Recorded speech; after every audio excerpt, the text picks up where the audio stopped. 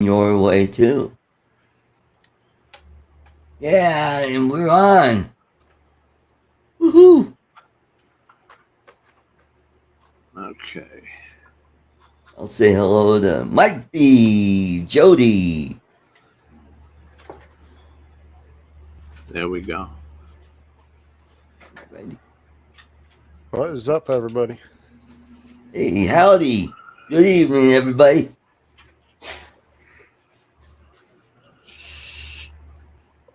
Welcome to this rambunctious above and beyond drones.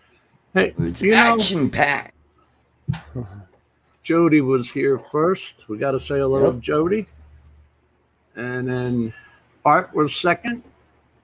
Justin was third. Mike B. Meow, meow. I wasn't Justin. third. Yeah. Was I? Yeah. Okay. Actually, you were fourth because Ari was on here prior to you guys jumping on. Hey, John. Well, I was just answering Mike, so he knew that you added him. John Coopy's in the house. Hey, John, I just released another FPV video. Go check it out. No, but we're gonna play it. Oh, cool. Let me pop out that chat. And the music is epidemic, so it doesn't suck. Let me ask you something now. What if you unsubscribe to Epidemic? You get to keep the songs, all the songs you downloaded. Okay. I have heard, well, you know that I would use some YouTube music, and that one video, I won't even mention it because why give them, it's been up for 3 years. It's YouTube music. Right. And when I played it, 2 weeks ago on our stream, they gave me a copyright claim for the music of my own video. That's still up, by the way. And the original video that's up doesn't have a copy claim. Oh, that's weird. Yeah, but Jim, I think they really, at some point, maybe that was in a bundle of songs that they sold the rights to. YouTube? Yeah. I mean, because what they're doing is they technically do have the rights to that music. They're just unlocking it for anybody to use. Is probably what it is. And then if they decide to sell a bundle of them to somebody, music producing company or something. But that's at least with YouTube, you don't have to take your videos down. You can still leave them up. Yeah, it was that food, John. This drift racing video. 4 years ago, it says. Wow. It's been up for 4 years. That is ancient. And no copyright claim. Mike McReynolds, how are you, sir? Hey, Michael. Oh, so anyway, let's take that down. Hey, how much is that FPV drone worth, and did you get a good deal on it, or what? $65. How much would it cost to build that, you think, roughly? Probably a couple hundred? Probably $150, $200. That's not a bad deal at all, then. Yeah. Wait a minute, to build it? Yep. Yeah, the parts are not cheap. Oh, did you show Jim that quad? Because he was gone when you showed me. Oh, yeah, that's right. This is my drone that I flew in the video. That's the 5-incher, right? Yep. I mean, for $65, you can't complain because it's all interchangeable parts and shit. Yep. Well, I sent it off to Mitch, and he fixed it up. Whoever built it put the board in the wrong way because the SD slot was in the front instead of on the side. So he got that fixed, and he got it flying. So that was cool. He had to put a different board on it, didn't he? No. That's not one. I know he changed got a out of super chat. That's our buddy Mike McReynolds. Semper Fi is a U.S. Marine Corps thing. Semper Fidelis. Oh, always cool. Means always faithful. Unlike other armies and other nations who shall remain nameless, who drop their gear and run. Yeah, that's true. That doesn't happen in the Man, United States. that was some sad shit watching those people trying to stop the U.S. military from leaving. I mean, that I don't know. I think they were trying to jump on the plane, don't you? Dude, Yeah, there were some people that got on. They were holding on to the plane. They fell about 1,000 feet. Yeah, they made sure you saw that video with two people dropping off when the wheels went up. But they were trying to stop them. I mean, you got to think all the hundreds of thousands of people were invading that airport. What you didn't see was the Apache helicopters clearing the runway. But they're just trying to surround the U.S. military, what personnel was left for safety. I mean, they were trying to have... You're not stopping a C-17 taking off, man. Yeah. No, I understand that, but I could see their desperation. Michael Blade. Michael Blade. What's up, buddy? So and I wanted McCauley. Jay, our resident photo hound. I love the shots he gets, man. Tomas, what up, man? The drone guy. So you know what? I was gonna have Chris Hope on because he started from that Tinyhawk 2 and made his way through. And I remember your videos, Art, of you starting in your living room and how it went all around and got behind furniture and all that. Yeah. And this is the whole thing. My whole problem with the understanding of that advisory circular. And while I don't fly FPV, I commented on it because it's saying you have to be proficient in FPV before flying FPV and have a visual observer standing right next to you. That's confusing as hell. Yeah. How can you learn your FPV like you did? Well, I flew the simulator. Do it. Yeah, it did do it for you? I flew it. Yeah, it helped out. It got me used to the controls and how an FPV handles it. It's pretty close to the real thing, and plus you don't break anything. Yeah, you get crash, and then you just get better. The less you crash, the better you are. And then when you get the Tinyhawk, and I flew it around the apartment, and then I got it, took it outside, took it out to Adams County Fairgrounds, and flew it with some guys, and just had a blast. Now, let me ask you something. Probably another stupid question. If you had to fly in only an AMA field, is there even one near you? Well, there might be one at, I think there's one at Stanley Lake, and there's one at Cherry Creek Reservoir. And go ahead. I was going to ask him what goggles he was using with that. Oh, those were the Viper VTX, I think. With the open sides, right? I like those. Well, they're kind of like that. They're kind of like a bot's goggles, only better. They're the same ones that Carlos used. Did you get the goggles with the drone? No, I didn't. Oh man, that was a hell of a deal. When I got the Tinyhawk, I got the crappy goggles that came with it, and the thing I didn't like about it is you couldn't record on those goggles. Where these goggles that I've got, it's got a DVR in it too if I wanted to record internally or to an SD card. Did you fly Velocidrome Simulator like Mike did? Yes, I did. Okay. Mike says it's so good. Okay. I was telling Art and Justin that I'm left-handed, which is kind of right-brained, and if it doesn't make sense to me, it becomes more frustrating. If that makes any sense to anybody. And with the way you're saying, but like when I look at like Brian B. Mac's video, which we all had a big laugh of when he came off the table and it went right straight down. Mm-hmm. It's like trying to understand when I'm using let's say two thumbs on my controllers, I'm using it to go around in a point of interest kind of thing or something like that. I'm not having to worry about keeping the drone up in the air. Right. Where you guys are having to worry about keeping it up Yeah, in it's the all air. about throttle control. Right.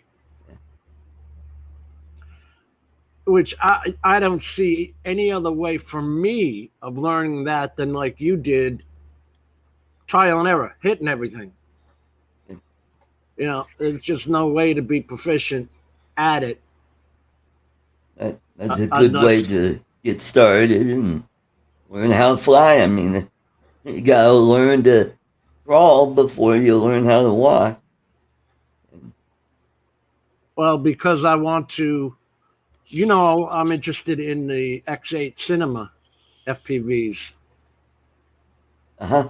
And you know, with the amount of money DJI has throwing at them, I mean, for God's sakes, I've got the Osmo Pro and the Osmo Plus, which sit here, and I actually wind up using the damn GoPro more than I do the other because it's just simple. It's easy.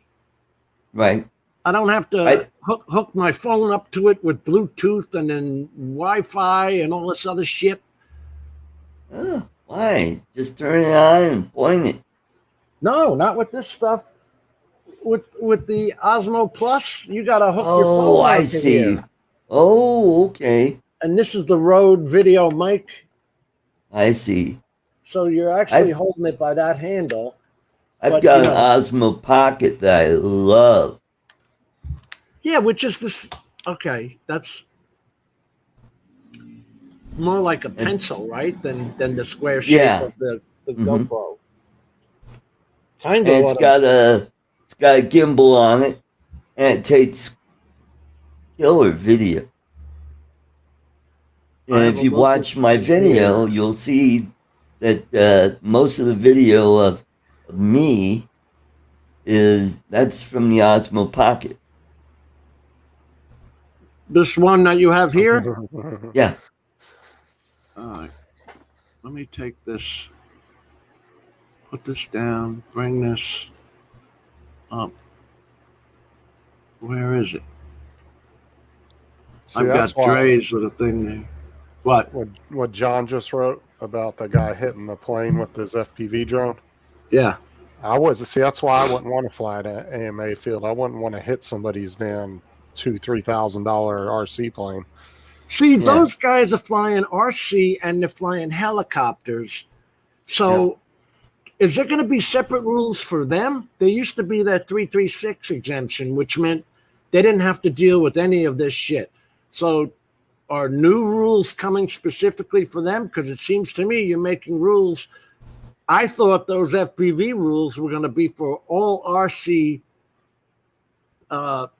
plane flyers, but obviously not. It can't be applicable to anyone doing, Well, just wouldn't you think that RC planes and the RC helicopters would fall under their own rules though, since they really don't go out of line of sight? I but now mean, you're making rules for stuff that's never had rules before. I mean, you're going to make rules for Estes rocket flyers? They go up and come down, man.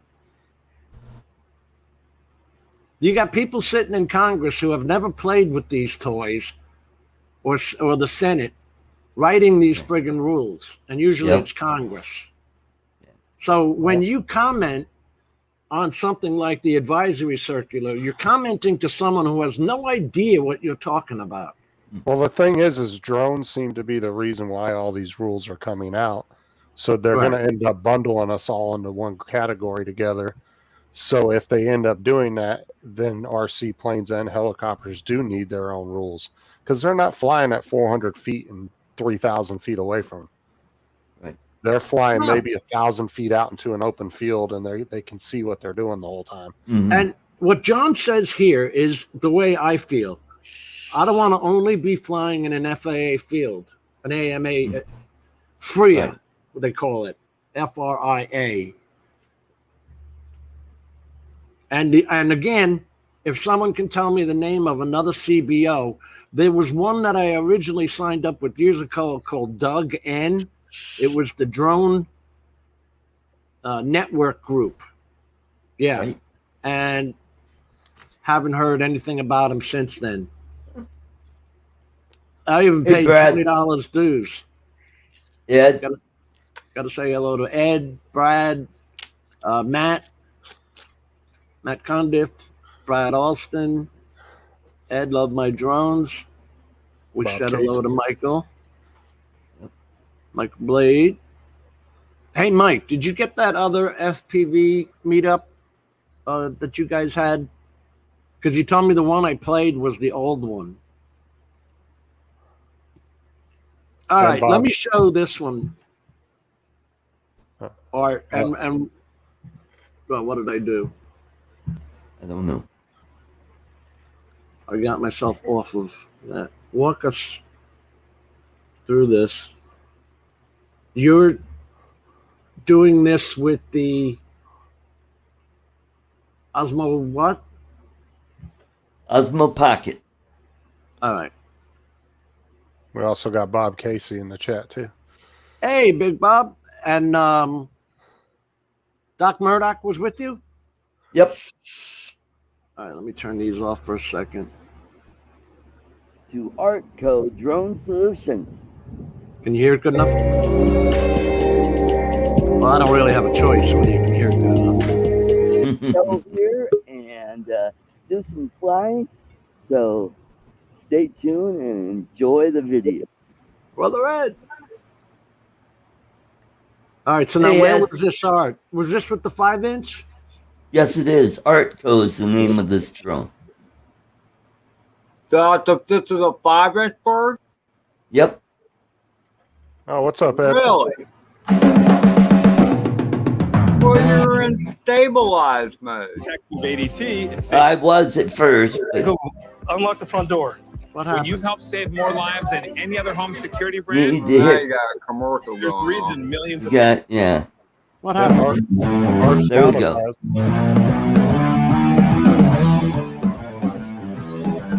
Still, it is a 5-inch bird, I must say. I went through some stabilized time in my 5-inch progress.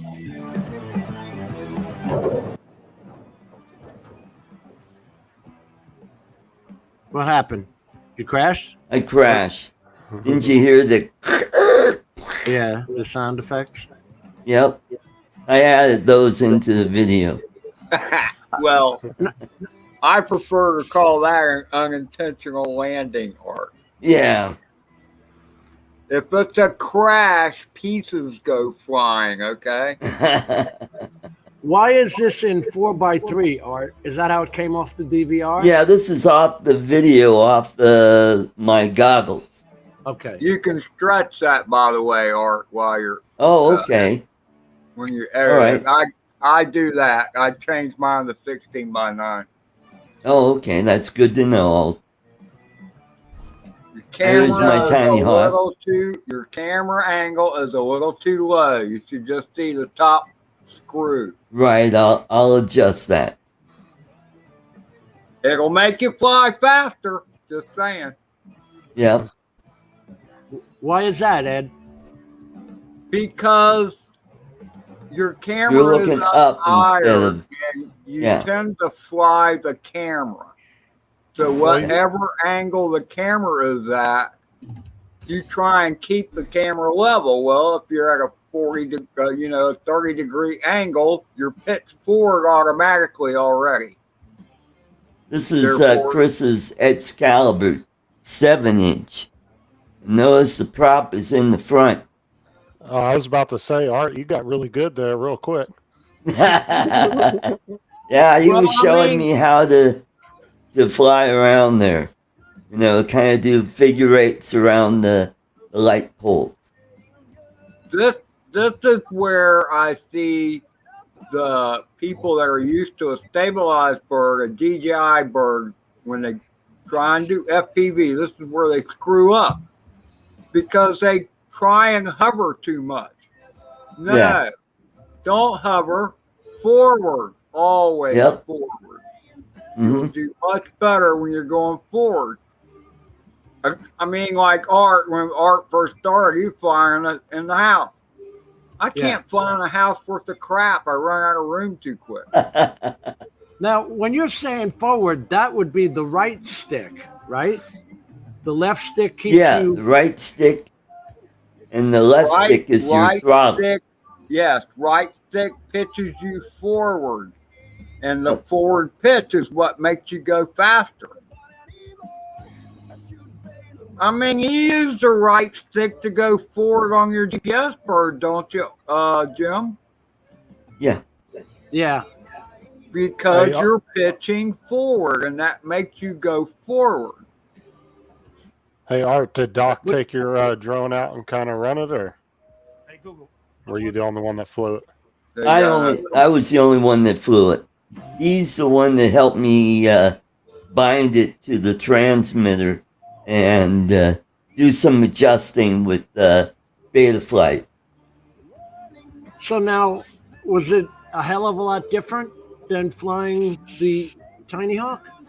Oh yeah, because it's got more power and it just feels different.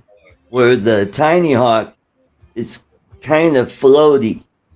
That's just my perception. It just seems like it kind of floats a little bit, and where the 5-inch, you really got to keep it moving. You can't really stop. And you gotta have a lot of practice with throttle control. Well, it helps to have some room too.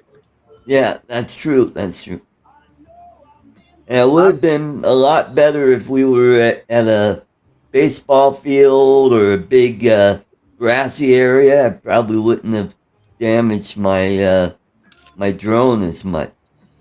Well, I mean, a lot of the time you're going over pavement, or and it's always a crash in the grass is always better than pavement. Yeah, that's right. Hey, Ed, what you said might be true because, I am left-handed and that's my go-to. Because you know what they say, especially with GPS drones, if you're in trouble, go up. Well, there are people that say that about FPV too. When in doubt, throttle out. Mm-hmm. So you can get to where you're almost losing signal, but then you punch it up and all of a sudden your signal comes back and then you can get it back home as long as you're not lost. Mike is saying Indiana has lost. Now, if you want to fly in the city parks, you have to have a recreational certified certificate. Is that from the city, Mike? Wow. But see, here's the thing, Jim, and this is what I said earlier in the chat. That's the beauty of FPV is you go out, you don't have to wait for any satellites to walk in or whatever. Right. Just go out and you fly a pack or two. If you're attracting attention, then you pack up and you leave. No harm done. It's more like guerrilla flying. Yeah, hit and run, right? Wouldn't you think that'd be kind of a good thing, Jim, with having to have something from the city, because then that kind of gives you the right to be there whenever you want because they said you could? Well, kind not of only keep people that, from bothering you. Yeah. Not only that, but it's a city park. So other people are going to come there, and people get nervous about you flying around them or whatever, Yeah, you want to go early in the morning when there's not a whole lot of people out there. But at least and it's not as windy. There's always a Karen around. But at least, but that's what I'm saying. It would save you from that because the cops aren't going to harass you, and neither is the city, because they said all you have to do is get this little permit. You go get it, man. I would rather. To me, that's a compromise because they could just ban you from all the parks. I'd be willing to bet that unless somebody complains, a cop is not going to give a rat's butt about you flying around in a park if no one else is there. And they haven't. And in fact, let me show you something right quick. How do I do this? I guess I do this. Whenever a policeman comes up to me, because it's happened 5 times, I added this trust onto. Anyway, I hand them this sheet of paper. There's my driver's license, my FAA certificate, my the test, and I have one for the certificate of authority, airspace authority, and it's all there on one piece of paper that I hand to the police officer, and I've now got them to the point where they're like this. We know already. Don't bother. Okay. Well, first of all, Jim, I will say this. Most of the drones you fly are far more intimidating than the FPV birds I fly around. The They probably Tinyhawk wouldn't 2, see you to bitch. yeah, the Tinyhawk 2 or the Freestyle 2 is far less intimidating than that big old bird you got. Yeah, the little inspired or the matrice. And you know exactly what they're worried about. I'm spying on them. You know? Oh, yeah. Yeah, Well, you're here's what I spying do on with Selma Lou. Wearing her 3-piece. I've done this a few times. Here's what I do with the people that say you're spying on me. Hey, I can show you my footy right now. Can you tell that's you? Hell, I didn't even get your picture on the video. Right. And when you're, I mean, when you're up 400 feet with a GPS bird, they look like little ants. I mean, you can't tell any detail or anything.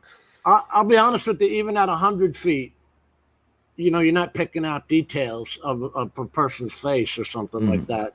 Yeah, Right. You might be able to tell whether they're naked or not, but you're not going to see any features. So a higher camera angle means the drone is on a larger angle, which requires more thrust to maintain the attitude. Okay. Okay, That's right. here's the other thing. I've said this before. I'll say it again. The more pitch forward you are, means that your throttle, which is your left stick, is doing now 2 things. It's doing 1, forward propulsion, but also vertical lift. It's doing both at the same time. So the faster you're moving forward, the less touchy your throttle is. You know what? You're using more battery than a GPS drone would. Oh, yeah. Yeah, I just thought of that because you've got to keep up constant momentum to keep height, right? Well, not only that, they're 4 times faster than a GPS drone too. So, well, hell yeah. I mean, those honestly, motors are I don't know. I mean, you put a DJI bird in sport mode, it goes forward pretty fast. It's not doing 90 miles an hour, but it's going pretty fast. with the wind at my back, I've had the Inspire up to 62 miles an hour. That's only the Inspire. The Matrice, 34 miles an hour, maybe. Really? But that's only to get somewhere. Once I'm there, I'm traveling at maybe 5 miles an hour. Because I know. And see, that's the whole difference between FPV and the camera birds is with camera birds, you just try and get somewhere to get the shot. Right. With FPV birds, it's not about the destination. It's about the journey. And so you make this journey going through this and that and around this and that. And that's the fun part of it. And being able to do it because I've seen you go through the ladder that sits on the back of your truck. Shooting the gaps, you guys call it, right? Yeah. Shooting the gaps. Ed, you're right, but the problem is if the park bans it and someone complains even once, you'll probably just get a warning. However, if it's banned, you can't be there, and then that spot is done. Agreed. It only takes one Karen. Well, that's why I think that that's a good compromise if cities are willing to do that. Like, so you don't have to worry about some Karen getting mad at you because the city said you could be there. But then once again, isn't it our job to show them that it's not dangerous? Well, I mean, you could do that at the same time. Now, you're right about that, Jim. Now, I went to one park, more downtown St. Augustine. I pulled up. I was going to fly. There were some great light poles to dive. Right. And like a baseball field, softball field. And I really but there was a sign there that said no UAVs. And so I left. I didn't fly there because they had a sign. Had there not been a sign, I would have flown. Yeah, but how's that even? How do we know if that's legal? Anybody can put up a sign. It's not. It's Right. not. It was a city sign. It was a professional sign. But but it doesn't matter. They don't control the airspace. Right. Only the federal government. And I mean, Ken Herron just had a guy on his show last week where they went to court over it, and the state Supreme Court overruled the local ordinance. Right. And which, by the way, I'm going to try and get that guy on my show on Saturday. You can't have 15 different organizations like these homeowners associations that are trying to rule the airspace within their homeowners association. That's horseshit. The air is the FAA's domain. I'll buy that. Yep. Well, they say usable airspace, which is literally the space that your house takes up. Well, And no, the Supreme Court ruled that 83 feet above your house is open space. that was A 100 long feet. time ago. But That rule has been long since forgotten. You're right, Now- John. John Coopy's got a good point there. if I wanted to if I had wanted to push that sign at that city park, I could have parked across the street and flown over that field, and they couldn't have said a word about it because I was taking off from outside the city park. Did you know, if you check Florida statutes, Florida in 2014 passed a drone law. Florida is pro drones. They want you flying, and they want it explored as a. Except over Disneyland. Well, now see, that Disneyland has been there forever. That temporary TFR has been there forever. So how do we know when they've been renewing it? How is that allowable? Okay, I can understand that because you've got 40 million people a year come to Disney World in Florida, Orlando. Mm-hmm. Great place for a terrorist bullshit, right? Oh, yeah. Yeah. So I understand that airspace restriction. Yet, on State Road 192, which you know, Ed, it's one block down from One World Center Drive, which is where you drive right into the parking lots of the Disneyland parks. Yeah. 192 is in Kissimmee, towns like that. Kissimmee, it's spelled. Kissimmee, Yep. St. Cloud. Yeah, it's wide open. I understand that about Disney. I Too, because have- honestly, if they didn't have that, there would be probably 1,000 drones over that park every day Yeah. getting Yeah. footage. It would be a clusterfuck. And at the Yeah. same time, they have Go ahead, Ed. I will have you know that I've actually flown over the dome at Epcot in a Piper. A little Wow. single engine plane with my buddy Larry. We were flying it back from Texas. We How told long him we ago were was that? landing at Kissimmee and flew right over that mud. Oh, okay. That was pretty awesome. Now, what I wanted to say was that for $15, you can take a 5-minute helicopter ride. Those tourist helicopters, Yep. They do that.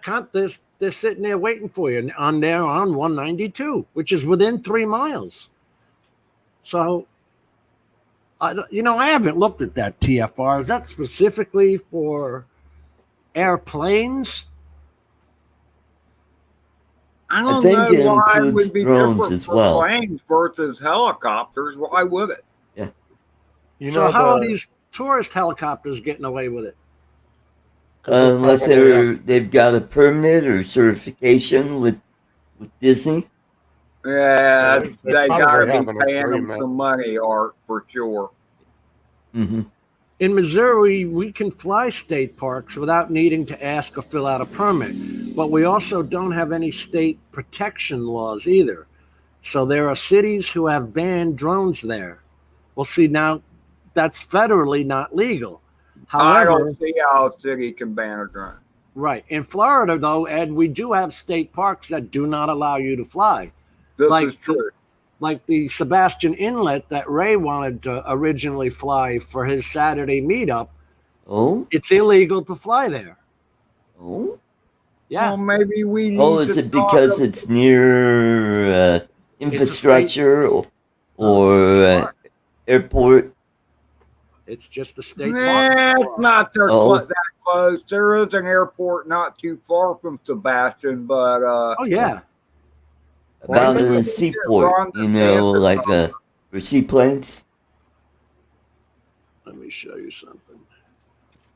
I mean, Man, when- we are jammed with airspace nonsense here. Now, this is Well, yeah, not absolutely. the drone map from the FAA. So I'm going to put in here KMLB, which is Melbourne Airport. Yeah, all MLB. kinds of space. Well, you got Kennedy Space Center. You got Right, yeah. the airport. Look at all this. Space. Yep. Look at all that. Yeah, And this is You got right your- in my home. I think the argument for state and like national parks though is probably more for wildlife. There's Yeah. Disneyland. They There's probably- And to Disney right prevent there. poaching as well. Right. There's Disney's 3 miles surface to 3,000 feet AGL, Ed. 30,000. Oh boy. It says 3, but you add 2 zeros, don't you? So it's 30,000. So an aircraft like United Airlines could fly over it. But that's Disney's little red circle there. And then over here on the right, you not only have the Kennedy Space Center, but you also have Cape Canaveral, Yep. which is And considered Patrick, two you different. got Yeah, Patrick Air Force Space, MLB. Yep. You know what's crazy about Legoland where I live is I've said it before, but they have a no-fly zone over the park, and it's not registered as a no-fly zone because it's a park. It's because they actually have it registered as a power plant because the whole park ran off of solar panels, and they have these giant solar panel like farms outside the So does park. Disney, yeah. But they have it labeled as a power plant when you go on DJI's app, and it has a no-fly zone around the park. I see. Have you looked up that TFR, Mel? It's been so long ago that I looked that Here's up. the deal with all that, okay? Just remember, unless you're up from a runway or down from a runway, and you're 400 feet down and 5 miles out, you ain't got nothing to worry about flying FPV. Mhm. No one's Now, ever wait. going to give you any crap about it. All right, but look at this. Okay, I had an emergency COA. God damn it, you can't see my cursor. All right, I had an emergency COA to fly these bridges. That white line that goes across the Merritt Island Airport there. Yeah. Okay, and yet DJI was sitting there telling me I was within the Merritt Island airspace, which is an untowered airport, by the way. It's just a recreational untowered airport. And that they were going to land my craft. This was with the 210, by the way. Which, there's the Patrick Air Force Base, which I had I actually flew over it because I had the emergency certificate of authorization. Because there's a bridge right there. You can see that white bridge. It's Pineda Causeway. God, you I've been can't see on my Pine cursor. Eagle many times. Yeah, so these little white lines are bridges back to the main island. Right. And that They airport look is like actually, dots from here. they're actually water to water on that runway. That Patrick Air Force Base is a rescue Air Force base. And all of this from 30 miles out is part of the, when they're launching a rocket, which goes right into where I live, which is, Well, it was like, how did that drone get permission to get that picture or that video of Bezos' rocket coming down? he owned Like, it. where they, He well, owned that's it and what I'm allowed saying. it. But it's crazy that that was a DJI drone. It was a Inspire And 2, but if you have permission from everybody within the operation who's going to supposedly be flown over, if you have everybody's written permission and it's okayed by the FAA, they'll give you a certificate of authorization for that flight. It's a well, one-time. Well, what I'm saying is, how do you get DJI to unlock a no-fly zone like that if you have permission? You Do you have have to get a hold of them? first, yes. You have to first get the permission from the FAA. Once you have that number, they give you a number. You have to go to DJIunlock.dji.com and then transfer those numbers into your remote control, and then DJI will unlock it for that flight and the specific period of time that is allowed by the FAA. Sounds rather complicated. It's a pain in the ass. Well, I've used that website before to unlock airspace because it wasn't working on my controller.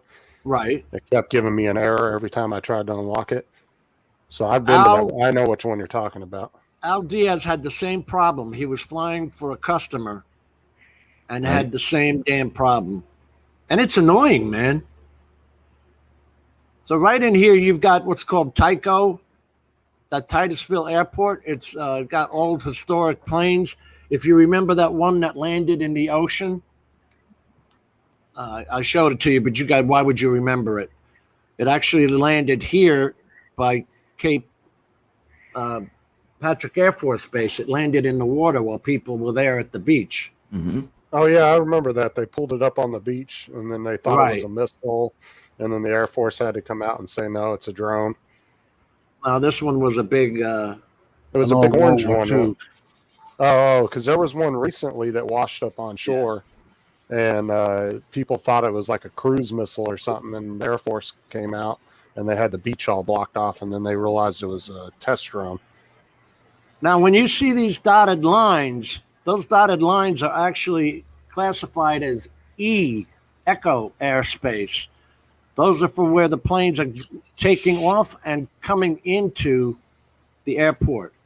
As you can tell, as you see the runways right there.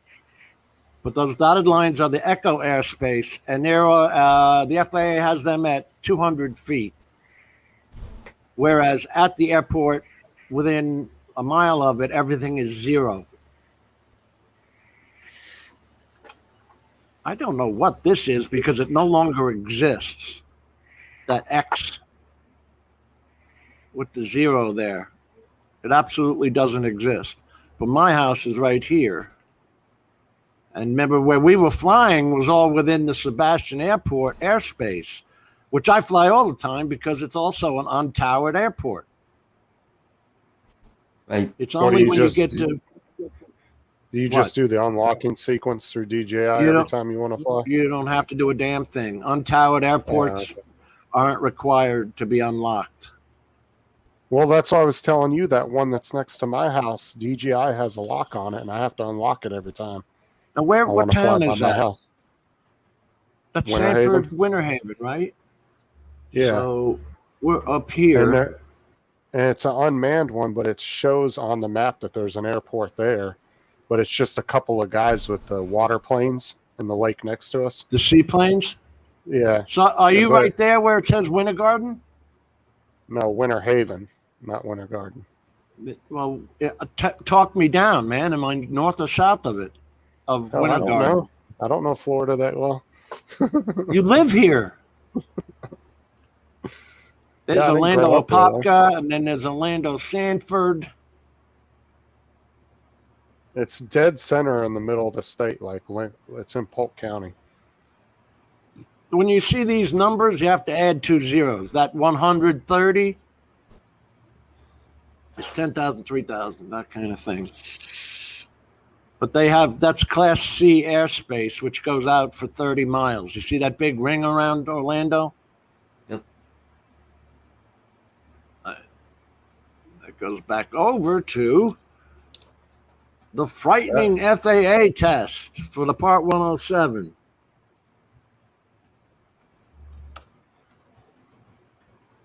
It's no longer $150. This is from the FAA airspace site, the free study guide from the FAA, by the way, guys. And it's not $150 anymore. How much is it now? Free. Oh, you don't have to pay for the 107 no more? No, you take it online. Yep. Oh, I didn't know that. I didn't know they were doing that now. And we all know that civil twilight is 30 minutes before the sun goes down or the sun comes up. That's right. 400 feet. Correctamundo, Jim. Thank you, sir. It says above ground level or obstacles. Although if you're flying a tower, let's see.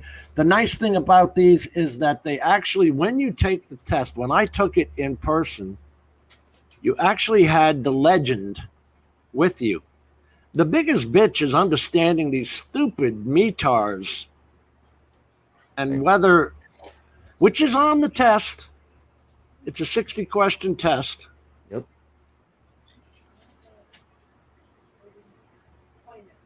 The KNFL is the airport. So they're telling the airport, then they're telling you the date and time. This one happens to be an automated report. If it wasn't, it would tell you which station is broadcasting the weather. Then it's telling you the wind speed. Hey, answer 400 AGL. He was asking a question. The recurrent is free. The first round is still taken out of flight school or flight space, right? Jesus Christ, I don't know. I thought it was online and free now.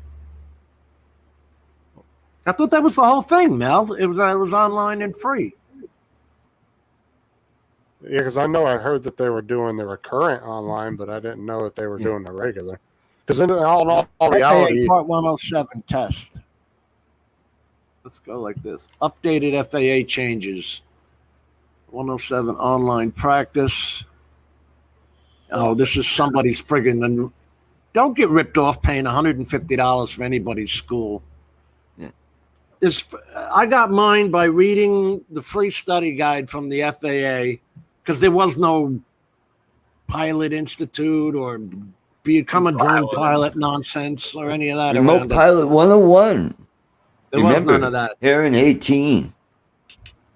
Yeah. I mean, at least a remote pilot 101. At least you know they're not scamming you. That's like the best legit one that everybody knows and trusts. So well, if you know how to read, you don't have to spend that money, is what I'm telling you. But it is good if you learn better from videos and if you're time crunched, it's better to sit there and I agree. Yeah. Okay. It is better to sit there and watch videos. Well, some people might not be good at researching things too. You know what I'm saying? So it might make it easier for them. I'll tell you something right now. This Kelsey and whatever his name, Tony Northrup video still applies. And it's still a good video to listen to and watch. Because the great thing about Pilot 101 too is it's lifetime. You just pay that one time. That's wonderful. That's what I've got. So it's if you're intent on spending $150, go do it. Let me put this Chelsea Northrup thing in there, whatever his name, Tony. All right, that's in the chat. Because the information he states on there is still current today. If you watch this thing and also read the study guide, the only thing that really will tend to mess you up is the weather. I want to see if he talks about the METARs at all. Where did he go back? One of the damn commercials. I mean, here's the thing. That's all well and good getting the 107 if you're going to do the camera bird thing. Right. To me, you're being a photographer, not a pilot. Okay? Just saying. Right. Well, the only thing, Ed, that you would need it for if you wanted to be like 100% legal is if your YouTube channel started making money. Right. That'd be the only thing an FPV pilot would need the 107 for. Unless they're doing like cinematic shit for like the movies or something crazy, you know. Yeah, I hear you. But I like the term you used, 100% legal. well, that's what I'm saying. Because the thing is they're saying that with all these new regulations that it's going to turn the FPV community into the pirates of the drone world because you know, with the remote ID and all that, they don't think that FPV pilots are going to want to put that on there. Well, and my only point is that the whole thing of learning it is free. If you have the time to spend to watch a few videos and actually read what the FAA has put out as a study guide, you can pass the test. I've been doing it since 2016. So no, and I get that, Jim, and actually I got the flying bug as far as small planes years ago. And I actually started ground school, so I started learning the FPV charts, but I have a bunch of hours in the air in a Cessna 172, a Piper, small, low-wing Piper. And I learned all the rules. I learned all the thing. And you know what? I've been more scared of buzzards around in the air than I have been of any drone. Not that I've seen a drone in the air from a plane. You laugh, but Florida pelicans aren't afraid of a damn thing. They'll come out a drone in a heartbeat. No, and that's a big bird. No, a pelican would be rough to hit. Yep. Now, the Cessna we used to fly in all the time out of Fort Worth Airport, it flew crooked. You had to trim out the yaw on it because it would fly crooked otherwise because it hit a buzzard and it bent the left wing. So hey, John. It flew fine, but it just flew crooked ever after. Does anybody else but me see that the FAA is trying to push FPV towards the same as Part 107 pilots? That advisory circular says to me that if the CBO, like the AMA, doesn't follow every rule on there, that they're not going to be allowed to be. It's like holding the prize over your head, the carrot and the stick. If you don't follow every one of their suggested guidelines, you won't be allowed to be a CBO. And the only CBO that any of us even know about is the AMA. And as far as I'm concerned, the more rules they make, the more they're pushing even you guys to be Part 107 pilots or not knowledgeable. I don't know. I'll just say this, and that is that the AMA has never welcomed quad pilots. A few places may have. A few places may have tolerated us. But most of the AMA is made up by a bunch of old fixed wing guys that have been flying fixed wings since they were 12 years old. Agreed. And the quads are just a whole different animal to them. They don't trust them. They are more accepting of helicopters than they are of quads. When I flew with RC airplane pilots and gas helicopter pilots, the helicopter guy actually came at my Phantom 4. I mean, they were not friendly at all. They didn't want me there. Hey, Drone Days, that might make a good after-school program if you want to start teaching people how to fly. Why not? That would be good, just like a karate class. You could sign kids up. Well, I go onto Facebook, and every other time I'm on there, there's an ad for make millions being a drone pilot. Oh, yeah? Yeah, make millions. Go that ahead. window of opportunity has come and gone, I think. Right. Well, you got a lot of the bigger YouTubers too that do real estate and stuff. You know, they put videos out saying, "Oh, you can make $160, $250 an hour." But I've heard a lot of people say that when they go to get some of these drone jobs, they're only offering like $80 to $100 to do them, and that money's really not there, like some people are portraying and trying to say there is. No, it's not there. Not unless. I mean, I get that for construction, but that's for construction or inspection of infrastructure. I don't know Well, what not guys get. If you look on these automated websites, they want to give you $40 to $90 for taking real estate pictures, which I can't be bothered with. No, because you would have to do, I mean, to be viable, you would have to do at least 5 to 8 houses a day to really make good money. You know what I'm saying? You'd Oh, have to make do a at living least- at it? Yeah, you'd have to do at editing least or 5 whatever. jobs a day. To making a living at it? Yeah. I Now, mean, And see- let me ask you this: does it stop being less fun if it becomes a job? Yes. I think so, because even Jim said he doesn't fly recreational much. There's a lot of clinch factor in there when I'm flying around guide wires for a friggin' cell tower. Because Yeah. you can't see them very well. No, you And- can't. The drone sensors don't really pick them up until you're there, or if they pick them up at all. On the Inspire, as you know, it has no sensors, so it wasn't picking them up at all. I mean, I'm not going to be responsible for taking out the neighborhood's power. Oh, there's been a couple of times I where will- hey. power lines did that to me. Yeah. Caught me Jim. off guard. Being an electrician, this is a pet peeve of mine. They are not guide wires. They are guide, GUY Guide wires. wires, yeah. Guy wires. But what I was saying before is I kind of took that trust test that was going to be for RC pilots and, kind of an all-inclusive thing, but it's really not, is it? It's specifically to FPV only, because how does an RC guy or a helicopter guy, how does any of that shit pertain to him? I think FPV should have a different category of rules too, because they're not doing the same thing we're doing. They're not getting 400 feet in the air and flying a mile away. I mean, unfortunately, they've got to come up with rules for the different styles of RC flying, because there's different styles.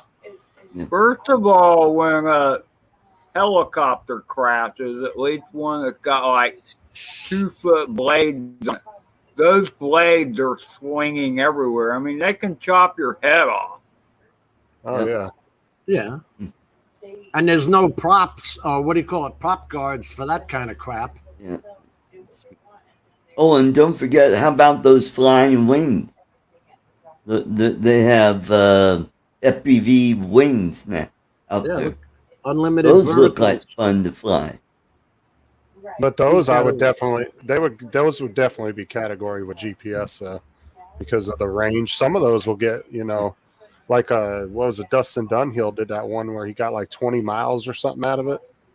He flew from one island to the other. I was Yep. like, holy crap. That was with the original foam disco. It was the 4G Yeah. LTE version. Mhm. When he Those added wings that. look like they fly like crap, though. They kind of soar with the wind, is what they do. They use it Yeah, to they their rock advantage. and roll. It's different than a plane. A fixed wing has 4 axes of flight. A wing only has 3. I see what John says. We need to push for FPVers as sensible shielded operations parameters. It is different.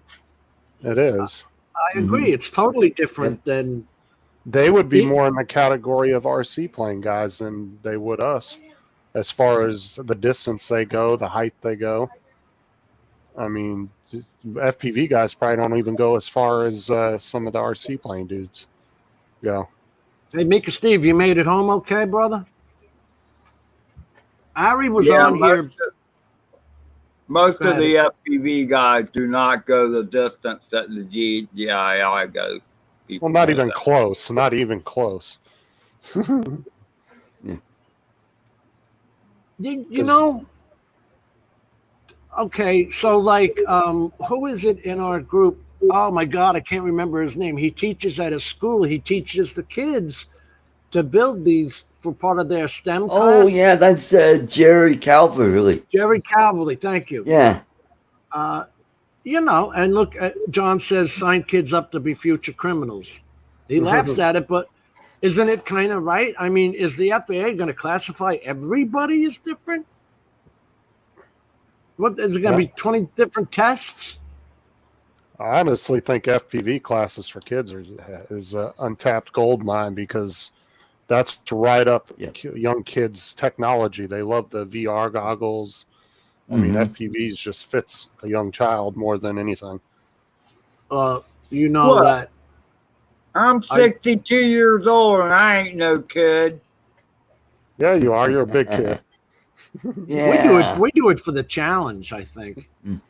I'm just telling you, when you fly FPV, it's not the same. And That you was will because- never feel more like a bird than when you're flying in acro FPV. Mm-hmm. That's because when you were a kid, Ed, all they had was that hoop and that fucking stick. Like, Remember that? I had some control planes when I was growing up. Yep. Me too. Those were I fun. had some of those balsa ones where you wound up a rubber band and then you. Oh yeah, I remember those. Yeah. Yeah. Mm-hmm. Those were fun. I used to make them out of, you know, the cardboard that dress shirts would come in. Yeah. Oh yeah. Cut up, and I would make my own plane, and I put a prop and rubber band on. And I actually got them to fly. You know, I miss those old wire hangers, man. I've used them to fix muffler systems, you know, that break in half and all that shit with the tomato soup can. You cut that open and you take the wire from the hanger. The use for coat hangers, Jim, is like you can't put a number on it. How many times I've unlocked my car door? Yeah, right. John says that was back in the day when car doors had those little plungers. Now, well, they went to a straight shaft. Yeah. And then later, they're gone. They're down there, like right next to the door handle. They were trying to make coat hangers obsolete, or Yep. Yeah. People there you stealing go. Cars. Yeah. Now they just bust the window out and get in and get a screwdriver and that's a true statement. Pop the lock. Yep. Yeah, I mean, I kind of agree with you, Bob, but I think I've said this before that this trust test just throws regular RC airplane guys and those helicopter guys right out the window. There's no discussion of them because it's saying right in there, the goggles, hence the first person view. You guys kept yelling at me. Well, I think the reason why a lot of these RC plane guys never really got hit with any kind of regulations before was because it was never a super popular sport. It was always a group of old guys. And I'm not even lying because my grandpa was into RC planes heavily. And it was usually just a bunch of old guys in their 60s flying, where now it's very popular. And you got all different age ranges getting into it. You really do, but if you look at the registered records, it's more of our age group than it is the 15, 20-year-olds. But I think it's just you guys are the ones that are doing things properly as far as registering and stuff. But I guarantee there's probably just as many kid pilots out there you don't know about. Because they probably don't know about any of that stuff. They just bought a drone, threw it in the air. Mm-hmm. I kind of agree with John. The rules should be more operational towards the operation of the drone. If you're flying an RC plane, do you need any of this crap? My answer is no. I don't think FPV neither. I don't think they should have to have any of that. The only thing the FPV guys would fall under the same rules as us is just as far as where they can fly, state parks, national parks, stuff like that. Now, 'Cause I'll be the first to admit that there are some FPV pilots whose videos I've seen where they are being annoying. Oh, that's in every category, though, even drone GPS. I mean, yeah, well, that's true. But I'm just Oh, what's saying. up, Ron? He's been sitting there. Hi, guys. Hey, Ron. The man Good with to the see you. most stress in the world. How you doing, brother? Stressed. Mm. Home a So day you early. made it to Sturgis, I see, Ron. I did. Cool. Jim, I was just watching. I was sitting here eating a little bite to eat, and I was watching last week's live stream, dude. I was falling on the floor laughing, especially with the way you guys are ripping on me. You did a great job, though, man, to get on the actual live feed for the event itself. Yeah, That was pretty cool. picking on my green shirt. But actually, Just if you didn't wear that asking. shirt, we wouldn't have seen you. I know. It did stand out. It stood out big time. Yeah. What'd you Hey, say, Mel.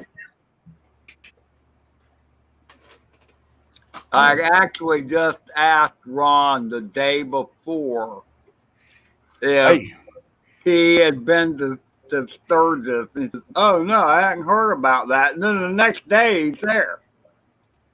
What? No. Yeah, I live about 15 minutes from Sturgis. No. I don't Oh, know. Steve left Tim Jackson's house. And now when he got, I think he flew. And when he flew, he had to do a 14-day quarantine. Are you in a hotel, Steve? No, I think he's at his apartment. If I'm not mistaken. I'm in quarantine 900 miles away from home. Oh, he is, 450 okay. miles away from home. Wow. And they make you pay for that? Yeah. Dan, they're going to make rules for kites. That whole trust test.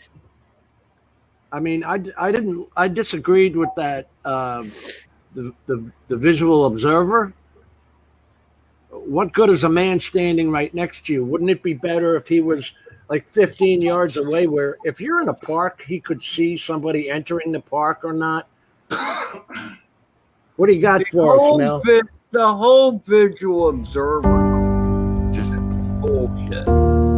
you were talking about birds a little bit ago. Oh, yeah. This is my Inspire 1 back when I was out in Oceanside, California. Now that's a brave maneuver right there, flying your Inspire right straight through all of them sons of bitches. What are those? It is pretty cool. Pelicans. Are they cranes? No, they're pelicans. That's what Yeah. you were talking about, pelicans, and that's why I thought I got video of flying right smack through the middle of them. They're not afraid of them. Not No. here. I ran That's them like off, those, though. They took off. What's those gray ones, Jim? The ones that like to stand in the middle of the damn road and just stare at you? 'Cause Oh, they the know if you hit- cranes. Yeah, those gray ones, man. They'll just stand there and stare at you. You'll beep your horn, they won't move. Yeah, a swan will come after your butt. Yep. Those Canadian swans. geese. So will geese. Geese will come after you, too. Yep. Hey, I They're just want to mean drop if in you real quick. piss them off. I closed the store tonight, so I just got in a little bit ago and came in and said hello to everybody in your chat and everything. But I just wanted to say, hey, I'm gonna get out of here. Hey, how are you liking that gig? It's okay. Tonight was kind of boring. From 3 o'clock to 7, I had 3 customers. You get to Oh. kind of fly around in the store, don't you? With what? Don't they have drones there? No, Kind they of don't. like a Hobby King or something? No, they sell a couple little toy things. Oh. They don't carry drones. In fact, the owner, that's a good story, Jim.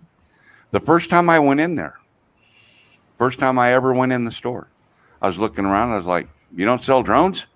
He's like, nope, don't sell them. Don't mess with them. Too much cost and inventory. Besides, there's no place in Fort Smith here you can fly them anyway. I said, well, sure there is. He said, no, you can't even fly in this town because the airport's here. I said, but you can. He said, no, you can't. I said, okay, and I left. Now he signs the paycheck. And he still thinks you can't fly a drone in town. That Mavic Mini that I gave away on the channel here a while ago. Yeah. I met the kids that I bought it from in his parking lot, and we flew the drone right there so that I could test fly it and make sure it worked all right before I bought it. Well, show them how to do Lance authorization one day. Show them how you do it. You don't need it. Right, I was going to say, does he even need it? No. Well, I'm just saying you could show him how we get authorization, though, like in a Yeah. spot where he thinks you couldn't fly. Like there at the store, you would need it because it's in the actual traffic pattern of the airport. Okay. The C-130s and stuff like that are at the air base, because it shares the airport with the Air National Guard. So it's in the traffic pattern.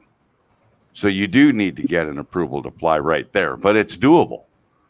Like where I'm at, the ceiling is 200 feet, and I'm 4 blocks from a hospital. So Is that why it's 200 feet? No, Because- it's 200 feet because it's the airspace for the airport. Okay. Yeah. I didn't know if maybe that hospital had a helicopter or something. Oh, they do. Life flight goes in and out of there all the time. Okay. But they're usually 300 feet, 250 feet. They're usually not below 200 feet when they're flying around here. Well, I have a hospital like a mile and a half from my house, and it just shows as a helipad on the map, but it doesn't give you any restrictions for flying. Right. No. Right. And that would be typically normal. Can't tell you when they're have going to to- go out. You have to know when, like the drinking and driving thing, know when to say when, right? Yeah. Right, Ron? Do you agree? You have to know when they're going out or going up. Well, honestly, if you fly a place like your house a lot, eventually you'll learn where the planes fly at. Because, like, I can look up at my house and I know exactly where the planes are flying all the time, like in the direction. Uh-huh. Like all the flight you- patterns. I've pretty much memorized them now because I'm always looking up at them. Yeah, see, and here it's random because it's far enough away from the airfield that it's not a big deal, though it's still in the airspace. But I'm on the very outer edge of the airspace at this point for the airport. If you look on the map, it'll show you the blue lines where Uh-huh. those plane routes are. Yep. Yep. And Jim, don't call it a map. It's a map. For me, it's a map. Sectional chart. It Oh, really that's is a map. It really is a map, except it's not a road map. Anyway. Well, the part that comes to be a map is, and the disagreements between the FAA's, that map we showed last week, the FAA height map where they quartered, Uh-huh. instead of now one sector being 400 feet, they quartered it so that within that can be 400 feet here, but 200 feet here kind of thing. Yeah. The FAA SUAS maps. And yeah, and it's the same thing. Like, let me real quick. I'll Pop just it pull up. up air maps real quick, and I'll show you the image on my phone if you can see it. I'll zoom out. Yeah. See, if you can see that. The Yeah. red 0 in the bottom right corner is the airport, and then in the middle is 200, and then near the top edge is 400. So it varies. The further you get away from the airport, the higher you can go, So anyway. Now, well, no, you wouldn't. I was going to say, have you ever had any unlocking problems with Nope. DJI's map? Nope. Not the same as the. No, I haven't had to use it, the DJI unlock. In fact, I thought I might because one of the tree jobs I flew here just a little while ago was at the National Cemetery. And it's got flight restrictions. Even Really? though it's not yet operated by the park system, there's flight restrictions there. And the reasons there's flight restrictions there is the flight restriction overlaps from the Railroad Museum that is part of the park system. So I did the Lance thing and I encompassed that whole 2-block area and authorization to 125 feet and from 0600 to 1500 hours and blah, blah, blah. And no problem. It came through, the authorization came through in like 15 minutes. Did you see that I put all these things on a piece of paper that I hand to like the cops or anybody who asks? You and I had talked about that. Yeah. It's the easiest. It's just, it answers all questions. Just hand it to them. Yep. That way you can have time to get your drone landed and stuff and not be disturbed. I know there's one thing on here that Mel doesn't have. What's that, Mel? I don't see it. What are you talking about? Let me show you. This is Mel's bone of contention with life. You do not have that trust test on there. I do have it, Jim. I thought you said you were never going to take that. Oh, the trust test. No, I'm sorry. I did the recurrent online for free so that I could have the night flying privilege. Jim, I'll be right back with you. Okay. Oh, come on, Ron. Enter into it. Yeah. Just a minute. Yeah, I did it so I could fly at night without having any grief. I did that on 4th of July so that I could fly that night, in fact. What did you put your settings at to catch a damn 4th of July firecrackers? You know, those mortars and all that? Shit, I don't remember. I think I had the ISO set pretty high. And I stink at low light settings is what I'm saying. Well, just raise your ISO and turn auto off because you don't want it to be on auto. You want it to be on manual settings. Right. Raise your ISO up some to let in more light.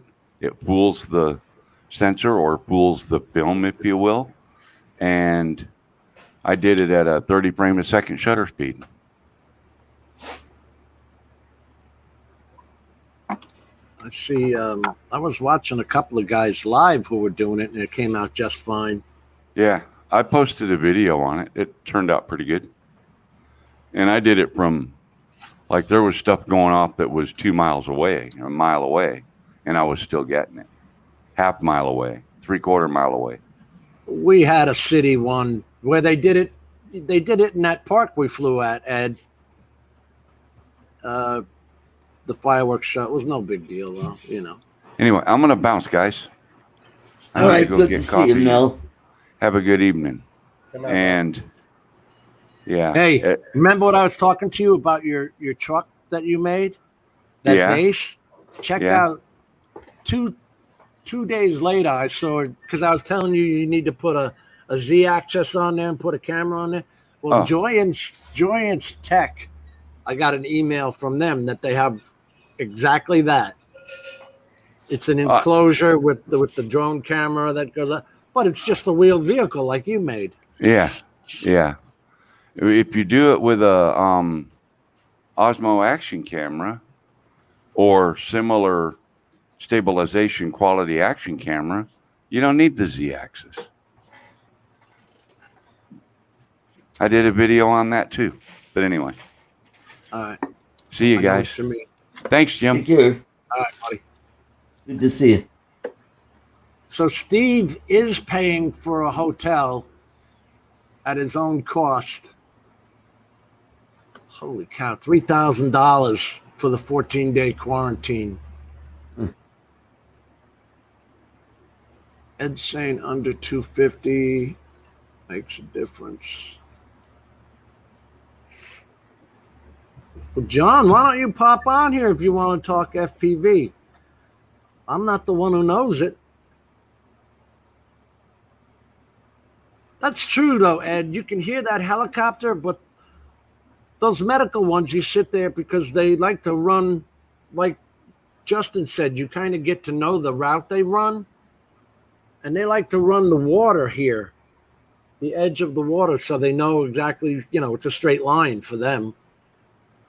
Usually, because we have a level 1 trauma center, so they'll pick up from Sebastian or Vero Beach and fly them back up here to Holmes Regional Medical Center. Well, and just fly up. Well, I do have to say, during the daytime, though, when you're on the beach with all the ambient noise from the water and everything, sometimes you won't hear those helicopters till they come swooping right over top of you. If you're not paying attention, you know what I'm saying? I think they do that on purpose. Because I've been on the beach where F-18s were coming, and you didn't really hear them, and then all of a sudden they just came blasting over top of you. I thought I'd have you on. but first of all, they're not supposed to be below 500 feet. If you're below that, why you got to worry about it? That's what I don't get. Yeah, but helicopter they bust pilot the rules all the time. Is that pilots in helicopters and fixed wing bust the rules all the time? Oh, they do Yeah, over my us house all the with our time. little quads compared to a full size airplane, they bust our balls because we're close to 400 feet. I think it's bullshit. Yeah. It's bullshit. Is that, do the same rules apply for, let's say, a Cessna and a helicopter? Because I think those helicopters are always below 500. Well, let's get you Ron are back on here. supposed to be Yeah. above 500 feet unless you are landing or taking off. Mm-hmm. Ron's not a pilot. He sits in the back like you Yeah, and I. but he would probably know something about it, though. I thought he was a pilot. Oh, Nope. Oh, Oh, I he thought just rides them. he's a Yeah, paramedic. but he's out there in the middle of nowhere. I mean, again, no one, Yeah. the rules, look, I busted 500 feet in a Cessna many a time. Okay? I'm just saying. That's the rule. Okay? It doesn't mean that all pilots adhere to that. Just like all drone pilots don't adhere to 400 feet. Yeah. And you've got different kinds of planes. Like, okay, we all understand crop dusters. They have to come down and do a swoop, but I don't know anything about helicopters. Now that's true, and here in Florida, and I'm sure you've seen them too, Jim. The crop dusters are flying 100 feet above the ground, no doubt about that. Yeah. So there's got to be an exception for that. Well, I'm sure they get I'm sure that they have to apply for that, just like any other thing. I don't know. Hey, Marcel. Most of the crop dusters out there, they remind me of the guy from what was that movie where the asteroid's going to hit the Earth? Oh Interstellar? no, you're thinking of Armageddon. Oh. So you got this drunk ass crop duster, man. you're thinking of Independence Day. Yeah. Independence yeah. Day. That's it. You're right. Yeah, with Dennis Quaid. Yeah. Yeah. Hey, Jim. Yeah. I got a split. Thanks for having me up here. All right. Thanks. And take care and hope to see you Saturday. I'm going to do some more FPV stuff. Oh, and also on the 28th, I'm giving away a solar power bank. So if you got a camera, a cell phone, and you're out and about and you need to charge it, hey, that's a great gadget to have. Take care, everybody, and have a good evening. Bye-bye. Later, Art. See you, brother. I'm on. Mike said to go to Eddie Nunez's site. Oh, I did. I did watch that. I Yeah, let's- must say, I was rather impressed with Art making it through that guy's arms that one video he did. He flew through his arms. He was in horizon mode, but he flew through his arms. I was impressed. I'm gonna put this up. I don't know if the music. This is Eddie Nunez's video from the Rhode Island Meetup group. There were a lot of people there. Those guys went up there. Lawrence and Herman. I saw them there. Yeah, I don't think I met Eddie. Was he down at the Florida meetup? No. I don't know if the music is safe, damn it. All right, Jim, if I'm still around next April 28th, you are going to fly FPV, okay? All right. I mean, if you don't care.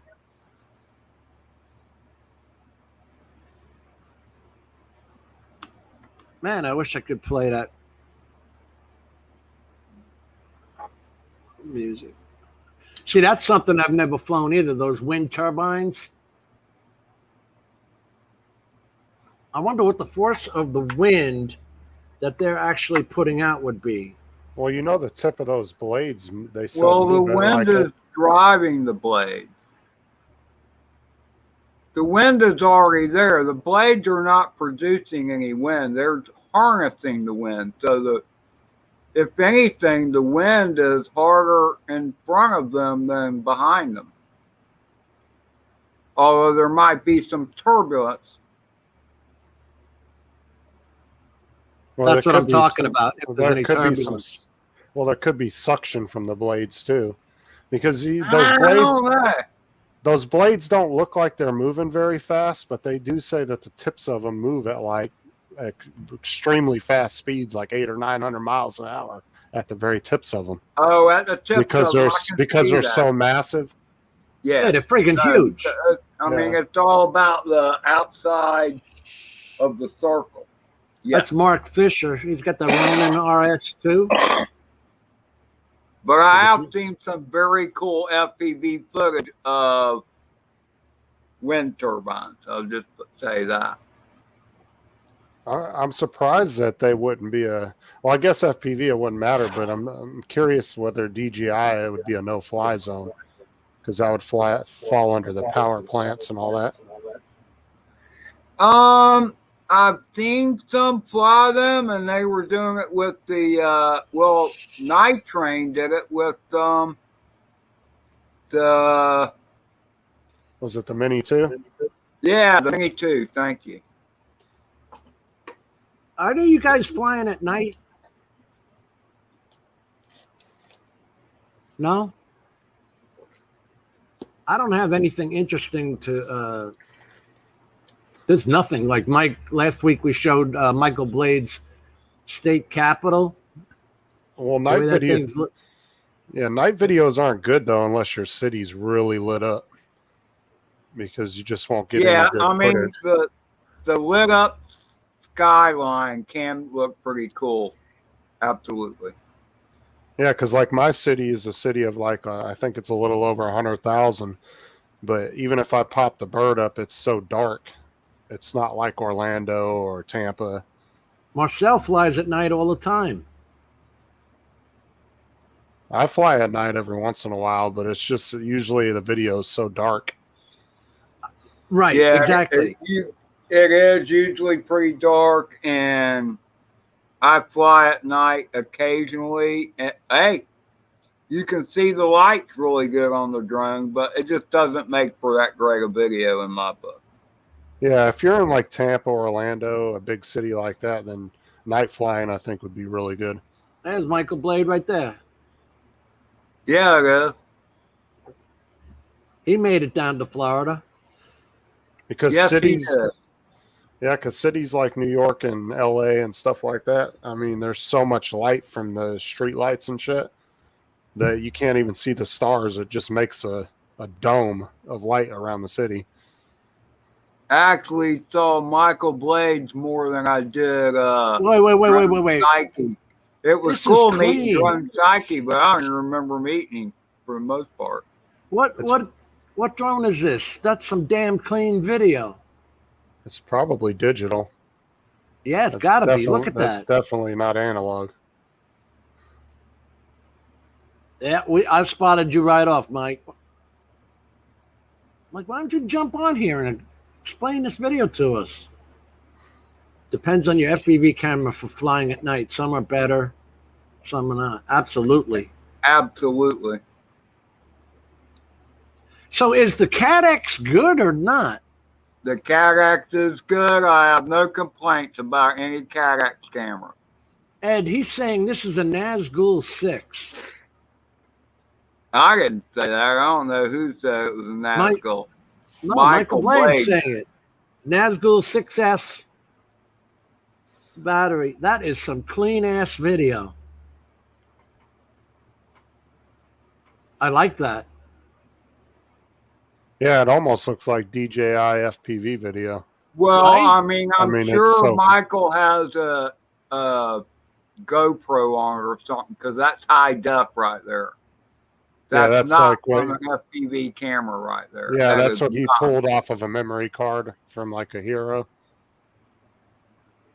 There's Mark Fisher. There's running too fast. Ray Kelly. Mike. Is Ray back in Florida? He was doing a live with Bill Ronay out on their boat. Who's that There's for? Ken Dono there. There's Billy Kyle there. Billy and See, Mark I didn't Fisher. even know these people before April. I didn't know who the hell Billy Kyle was or Ken Dono. Well, if You you're not- remember Mark Fisher jumped in the water after that. Oh, I remember Mark Fisher now. I recognized Mark Fisher before I recognized these two clowns. Mike, you can't jump on and join us and explain. Eddie had the DJI and the Nazgul. Okay. Nunez looked like a pretty cool dude, actually. Oh, it was a Hero 9 on that. On the Nazgul, I take it, right? Sorry, Michael. But just keep your camera off. Wouldn't be the first time we've had somebody naked on the stream. Good show. Good show up, though, man. Mhm. Got to be 20, 30 guys there, right?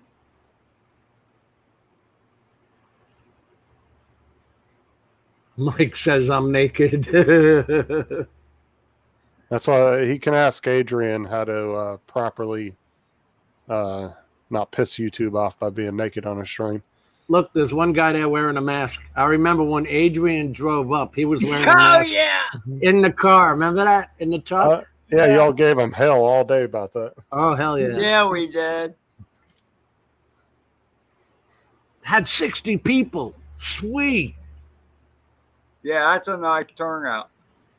No, Carlos said, hey, give Adrian a kiss. I had to kiss him on the cheek. It drove me Yeah. crazy. I saw that. Oh, okay.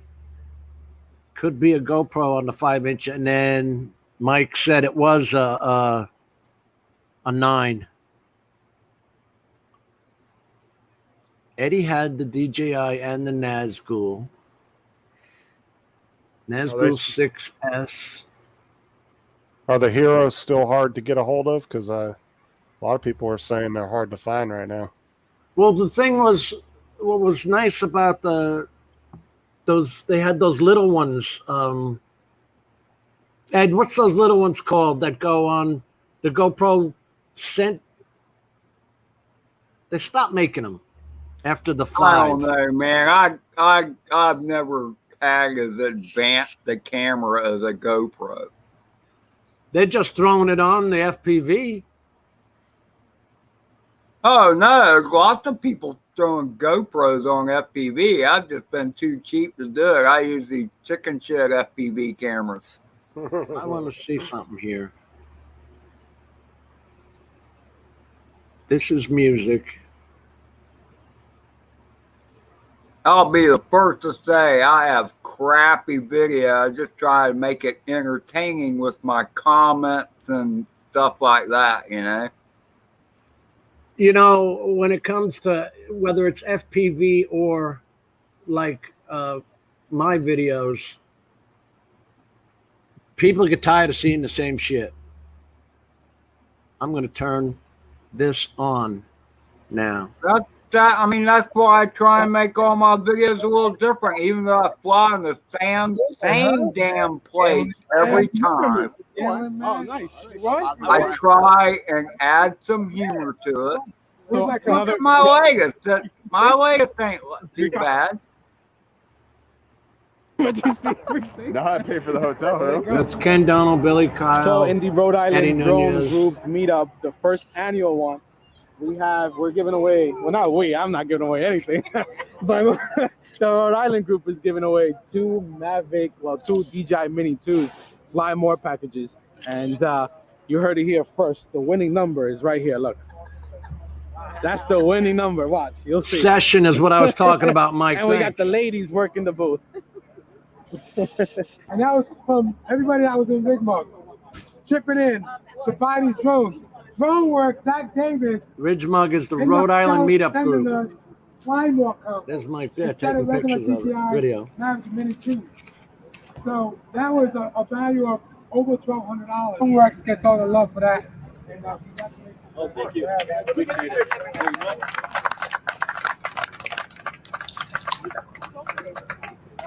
One more. Right. Big Mug, get it right. Thank you. Wow, I didn't expect that. So far it's a great turnout. Mark Fisher just announced that he has about 55 people here at this meetup. So Sweet. we're getting to meet a lot of the Rhode Island folks. They're all pretty cool people, pretty cool guys. And just amazing how everybody from the community got together. People from New York, people from New Jersey, Long Island, New England, all coming down to Rhode Island to enjoy the hobby of drones. So it's great to have Deneen all the way from New York City. New York City crew is representing pretty hard. Yeah, right? We got to show some love. Absolutely. And Rhode Island has been fantastic so far. Yes, it has. Yeah. Beautiful. Have you got to shut it on yet? Only this morning. So you know that over here there's 3 bridges? Yeah. So I was there this morning. I was out till like 3 in the morning. Oh, nice. by myself. Oh, wow. Wow. We did this morning sunrise in town. Nice. Woke up at 5. Wow. Yeah. That's cool. I haven't found the best spots in Newport until he showed me. I went and flew with him, and I just knew some of the touristy spots. He took me to some really good spots. Yeah, Newport's beautiful. You don't fly the fake DJI FPV anymore. Fake. You got to be able to fly. Oh man, exclusive right here. Sponsored by Ethics right here. Can't prove that. This is this is good, man. That's what kills me. Matt's flying his Tinyhawk with that big ass controller. Uh-oh.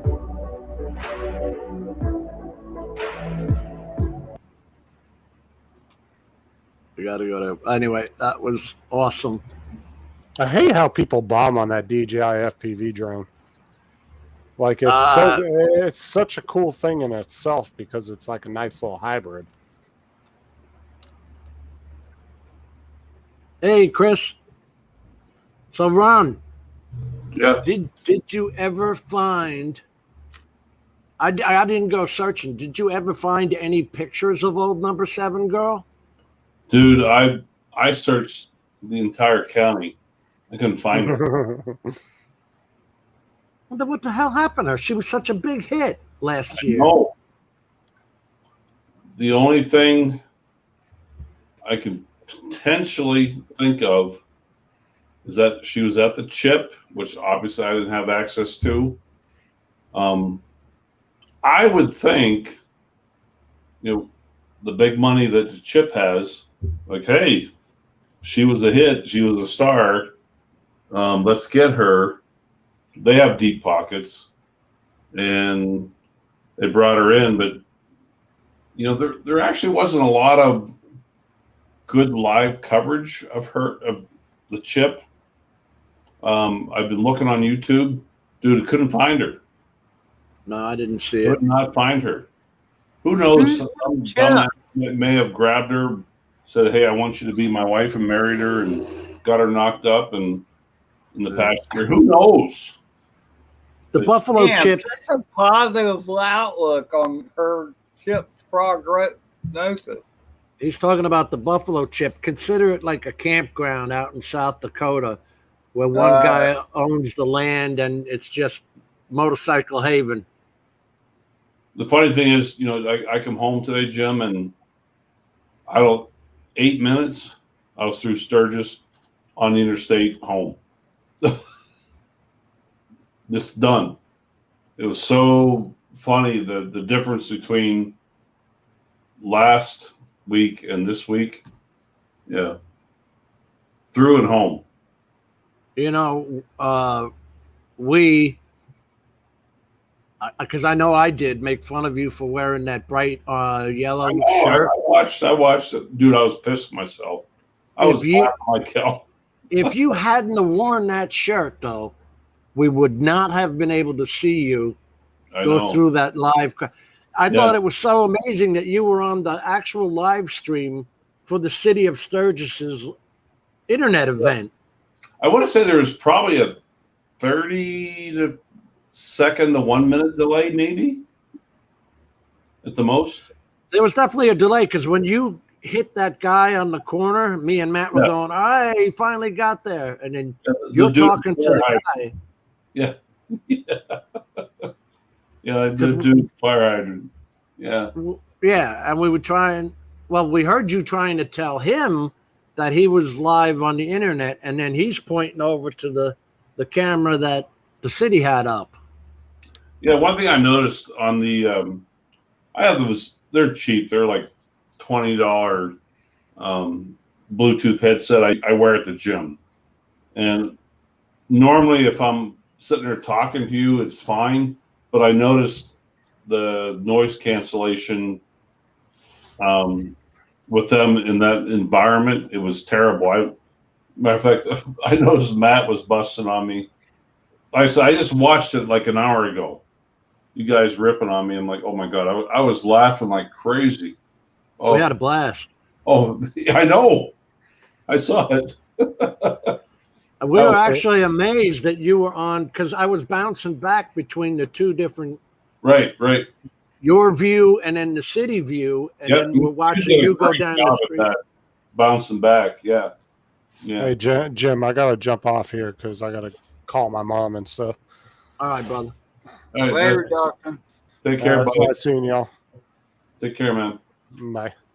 Now, I know exactly how it goes wrong when other people are trying to embarrass you, because Jim was trying to do that in Florida with me.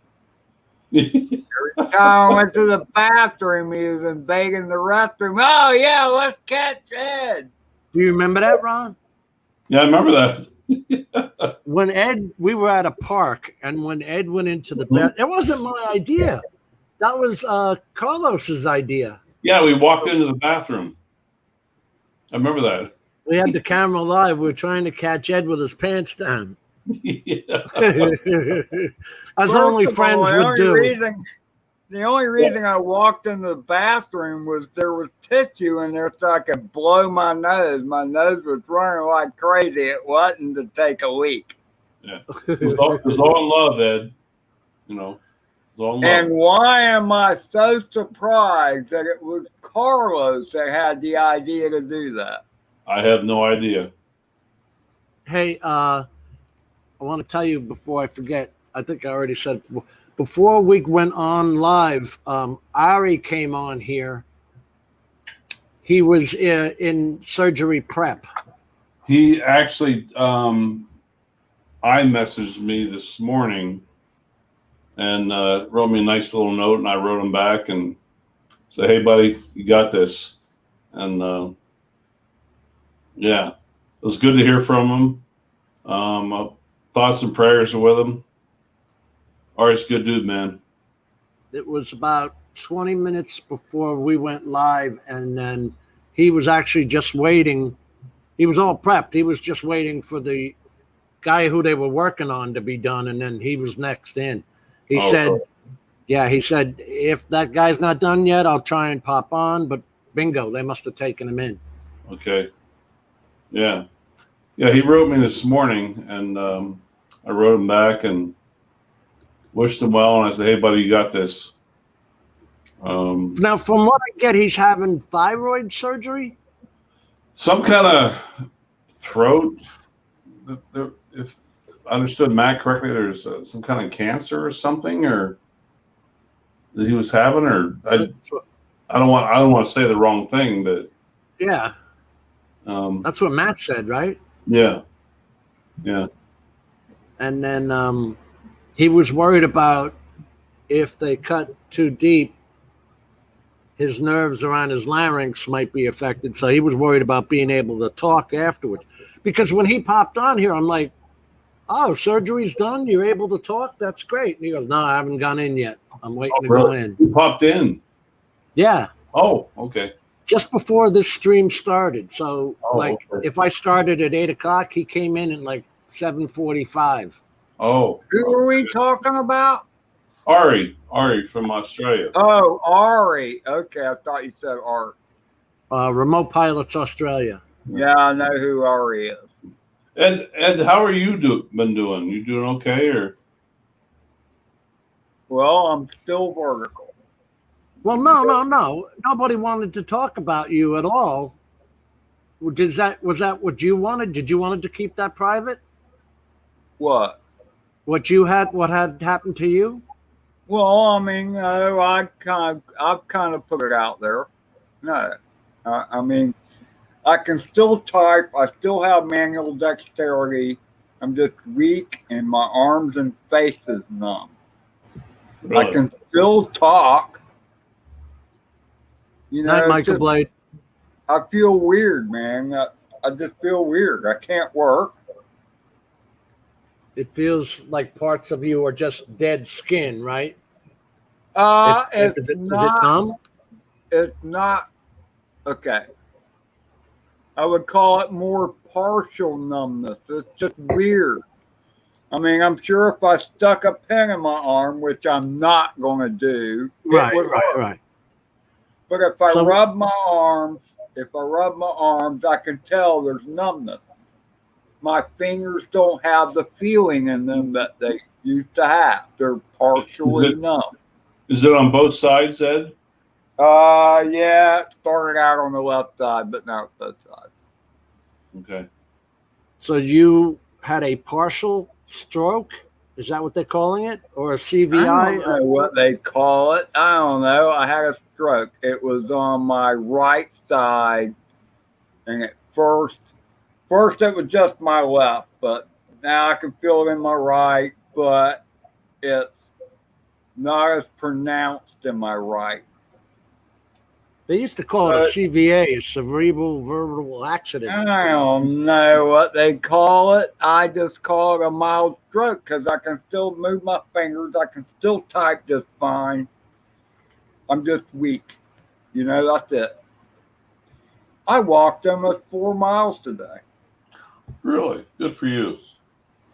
Jesus, well, I needed to go to the store and I was out of beer. Oh, hell. That's a true emergency. Exactly. That's an Uber That's my Eats. point. Well, at least you got exercise in, right, Ron? Yeah. I'm actually I was hurting by the time I got back, man. I used my drone pack backpack. First time I used it to carry stuff back from the store. I mean, you know, you need a good backpack to carry a case of beer back 2 miles. Well, if you notice, Jim, I'm home. If you notice, every other Tuesday, I'm usually up at the apartment. Today I'm not. I actually called my supervisor and talked him into working for me. And I came home this morning, and I was burnt out. But where I'm sitting right now, I put an offer on a house, and waiting to hear back. My owner called. Excuse my expression. He's a fucking asshole. And he has lied to me from day one. But my days are numbered here. So let me ask you this, Rob. You rent the place where you're at now? Correct. Okay. I get it, and Jim, not to get into politics on your show or whatever, but today is a seller's market. Yes. And absolutely. There is houses that are like, are you fucking kidding me? You're asking how much for this place? Yeah. And well, anybody in the chat, please chime in. Let me know if I'm thinking the right way. But about a month ago, over a month ago, when I come back from the Pacific Northwest, owner called me, and I've only ever met this guy one time. For the past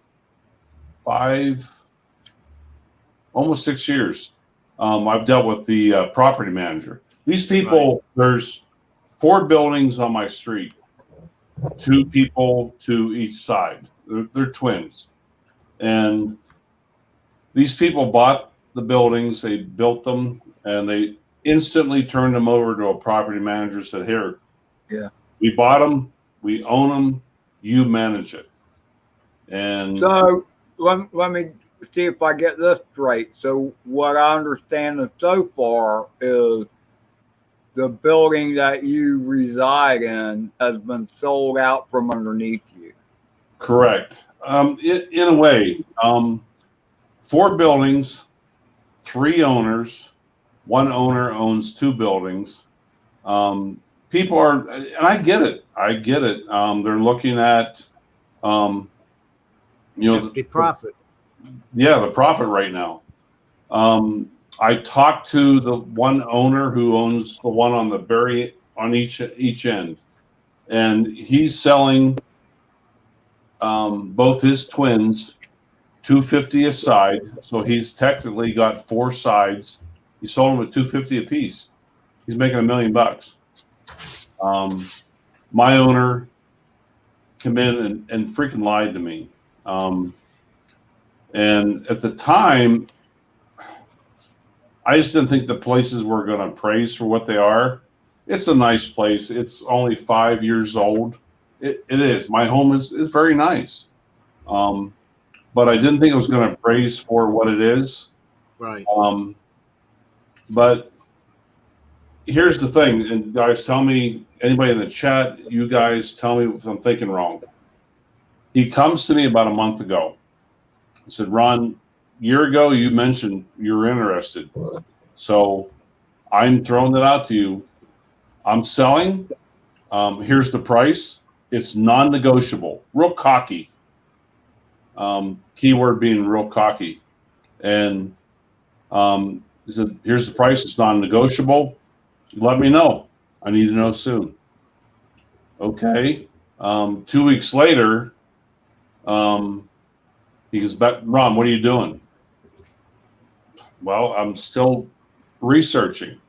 In other words, don't ask me to make a $250,000 decision in 5 days, 10 days. Yeah. So I said, I need more time. But the thing that he told me initially was, Ron, if you don't want it, that's fine. And I want to quote his exact words.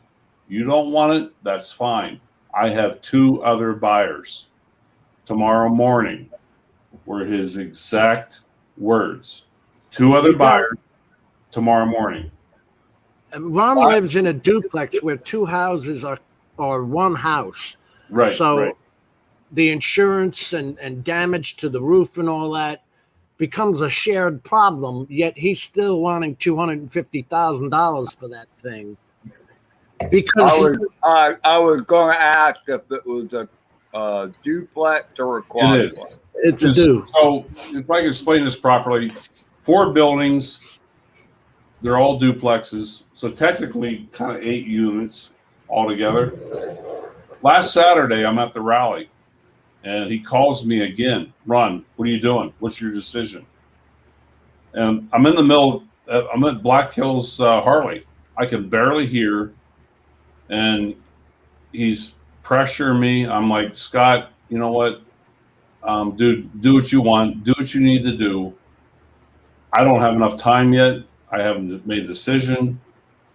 And then he proposes to me, and I'd like to hear from the chat. What do they call that? It's almost like a rent to own.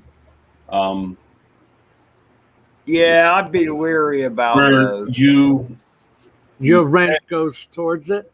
Right. But if you miss a payment, you're Oh, fucked. shit. You're Oh screwed. yeah, they screw you hard wrong. First There's of a name- all, if There's it a was name for it, a and I can't remember what it is. I know what you're talking. We were discussing that last week. Somebody said the name. So if it was a single structure, that might be okay. But because it's a duplex, the people that live next to you kind of have something to do with it, and they may not be willing to put the maintenance in that you are. Right. And here's the thing. The guy next door to me on the other side of the wall from me, super nice guy, retired Marine. Matter of fact, when Kelly Dollinger and all those guys were here last weekend, we had this guy over for dinner out in our garage every night. Super nice guy. He wants to buy his half. And his daughters and his grandkids are here. I get it. But my owner offered me this rent to own thing, and I asked him. I said, "Hey, I can't hear you. I'm at the rally. Can we meet Thursday night? You know, or what night was good for you?" And he said, "Well, Thursday night maybe." You know, I said, "Okay, Thursday night. I'm available all day Thursday. Let's meet. Let's sit down and let's drink coffee. Let's talk. Let's sit in a quiet place so I can understand what you're talking about." Right. Never called me. I tried to call him, never called me back till 3 days later. And then he tells me, "You're done. Pack your fucking bags." What? Yeah. Yeah, that's He crazy. said, "I'm tired of waiting on you." I'm like, that's when I lost my shit. I mean, I think most of you guys know me on here. I'm pretty easygoing. But when you push my buttons one too many times, I lose my shit. Yeah. And I lost my, matter of fact, my partner opened up my bedroom door the other day at work, and she goes, "Ron, you okay?" I wouldn't have been. No, I would have been. I was losing my shit. And I was talking to him, and I told him, I said, "Scott, go fuck yourself." You know what? So, anyhow, I've been How long researching. how long have you been in the place you're in now, Ron? Almost six years, Ed, and I have not missed a rental payment. And here's the thing that bothers me, Ed, is I've been here almost 6 years. And when all 3 owners of these 4 buildings, there was a big financial group that wanted to come in and buy them. All 4, they wanted to buy the whole street. Guess whose home they wanted to use as the Promotional marketing. promotional house? Yours. Mine. Because the owner or the builder who used to live next door to me, he just rented here for a little bit. He owns the place, but he just lived here temporarily while he was building his new home. But they said Ron's place is the nicest, the most neat kept, the most tidy.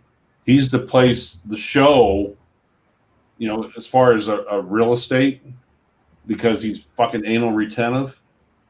But still, I would rather you had your own house for that kind of money than sharing a roof. Yeah, for a guy who pays his rent every month on time, who keeps his home, their home, as neat and tidy as I do, they want to use my place as a display model, and then you treat me like that, fuck you.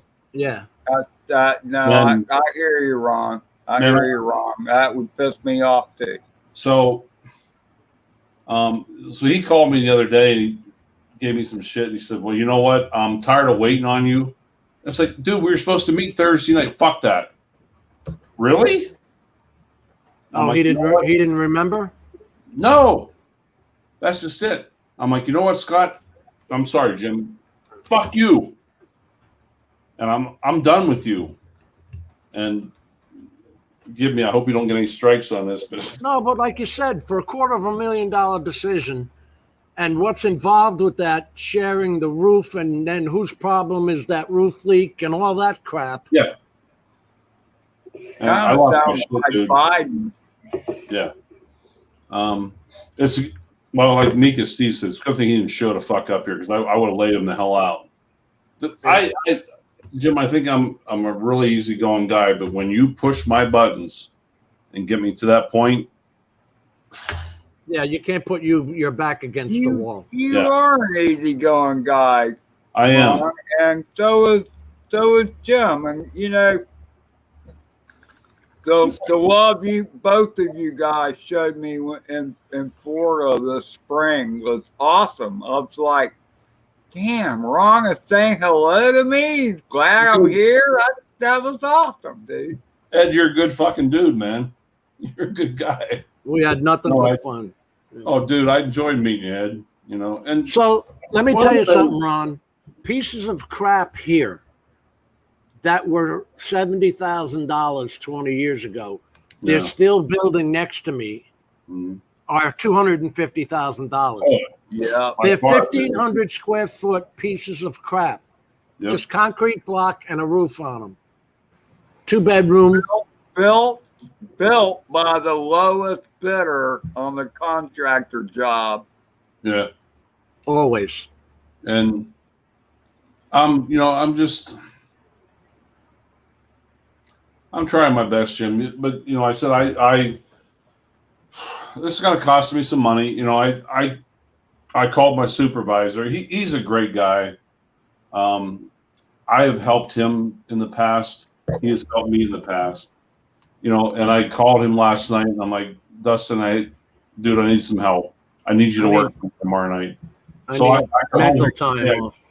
I didn't get a whole lot done today, but tomorrow morning, I'm going to get up, go to the gym, and I plan on being back here by 8 a.m. And tomorrow, I'm going to tear this place apart. Dude, he's got to put a 30-day eviction notice on you. I know.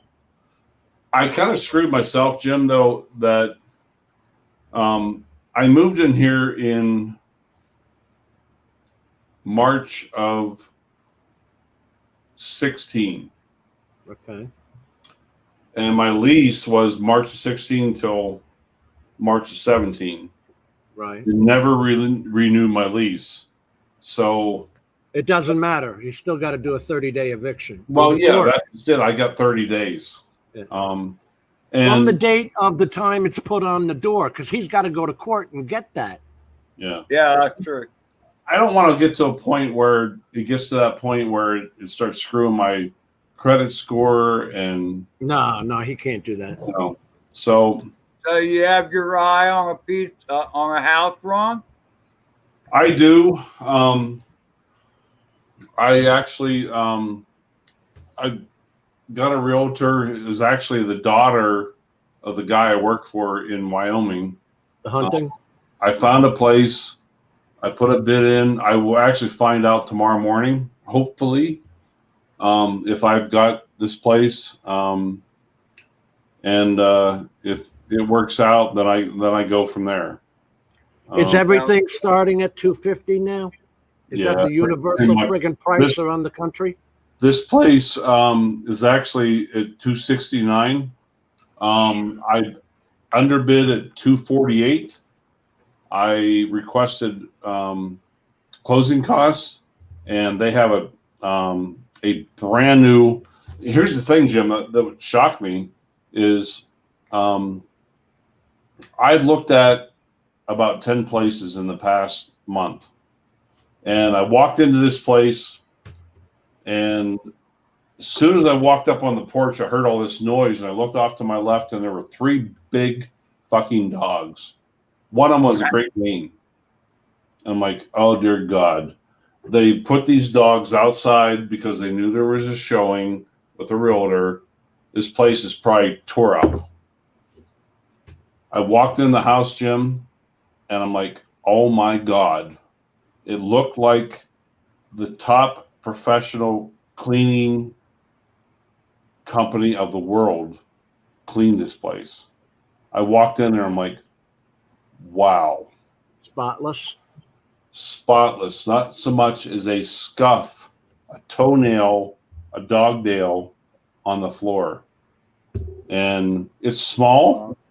How many square feet? It's small. It's only about 12, just slightly under 1,300. But you're a single guy. What the hell? Exactly. And the standing joke I've been using over the last 2 days is I just bought a shop garage with a detached house. This property has a gigantic freaking shop. It's 24 by 32. That's big. Garage detached from a 1,200 foot square foot house.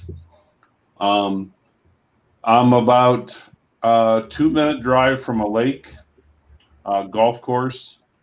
It's out in the country. If I may, Jim. How far is that? Yeah, how far is that from? What's it going to add to your? Because Ron travels 3 hours to work now because he works up in Dickinson, North Dakota. Here is 2 minutes from my house.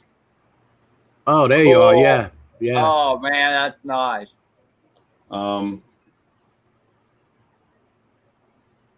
Here is the front of the house. Come in closer and there. See, here's Yeah, the thing. it looks good. With all this. I mean, when they talk about the square footage of a house, Here's the man cave. they are talking about living area. Oh, I like that, Ron. That shop is nice. And who of us would not consider that shop living area? I would consider that living area. Look at where Jim is right now. Jim probably considers his garage as living area, but by code it is not. But Jim's got It's huge. Here's the bi-level back deck. Nice deck. And see, that's not living space either. It's not Here's included. the corner of the property. An edge corner shot? Yep. Oh, okay. No, that's awesome. That looks like a great habitat, brother. Right there, Ron, yeah.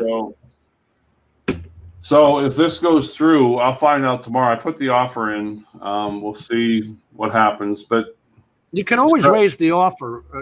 Tell if Yeah. it gets turned down. Yeah. I don't think I would underbid myself. How much property is on that, Ron? Quarter acre? And here's the weird thing, Jim. This is what I've been learning, and this is what I lost a girlfriend out of this whole thing. Oh, no. I live on the western side of South Dakota. I'm in what they call the Black Hills of South Dakota, and the Black Hills of South Dakota has a prestige to it. People from California, Oregon, Washington, all these fucking liberals are coming here. Like, oh, Governor Kristi Noem said, "Hey, everybody, come to South Dakota. We love you." The housing market has just gone out of control. I mean, out of control. Because they're trying to get the hell out of California. That's why. Right. But here's the thing, Ed. And this is what I'm talking about. And I'm talking about an hour's drive difference. Added on?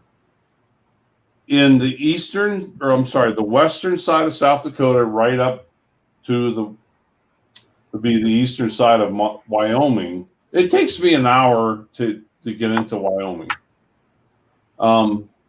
But anywhere that says you're in the Black Hills of South Dakota has a price tag. And Really?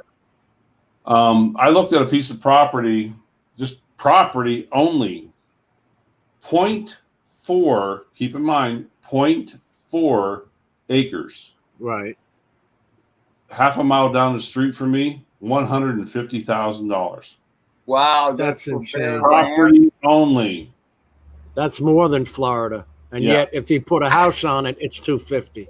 Now, I'm looking at an hour from here, a just under a 1,300 square foot house, 1.6 acres of property, and a detached garage, 24 by 32 for $248. Wow. And look at the price difference. You know, like I said, it's night and day. So I don't know what's going to happen, guys. So you think the Black Hills? You think that draws in the? Oh, absolutely. By far, that name, the Black Hills, It's Rapid the City, Black South- Hills. I'll be politically correct if I move there. You will. There, right where I live, there's an Air Force base called Ellsworth Air Force Base, and the B-1 bomber is here right now, and the B-20, 21 or 22 is due here in. I think it's 22. Will be here in the maximum 2 years. That's There's only- itself too, isn't it? Yeah, exactly. There's only 2 places in the U.S. that this bomber will be housed. Rapid City, South Dakota, and there's a place in Texas. They're expecting. You gonna fly in one of those? I actually got a first-hand tour in the B-1. Yeah, but Awesome. it brings in crew members, Right, which have to buy houses. right. They're looking at probably about between 3,000 and 5,000 extra homes. My next door neighbor, who owns the building beside me, he was actually the builder of my whole street. He's a building contractor, Right. and he said right now, he goes, Ron, I am turning down 3 to 4 times the amount of work that I'm taking. I can't keep up. He said, I've never seen my business like this, never expected it in my life. Here's the thing, man. Here's the thing, Ron. People are fleeing California, Absolutely. New York, all these left-wing places. Oh, I got into politics because they want the hell out of there.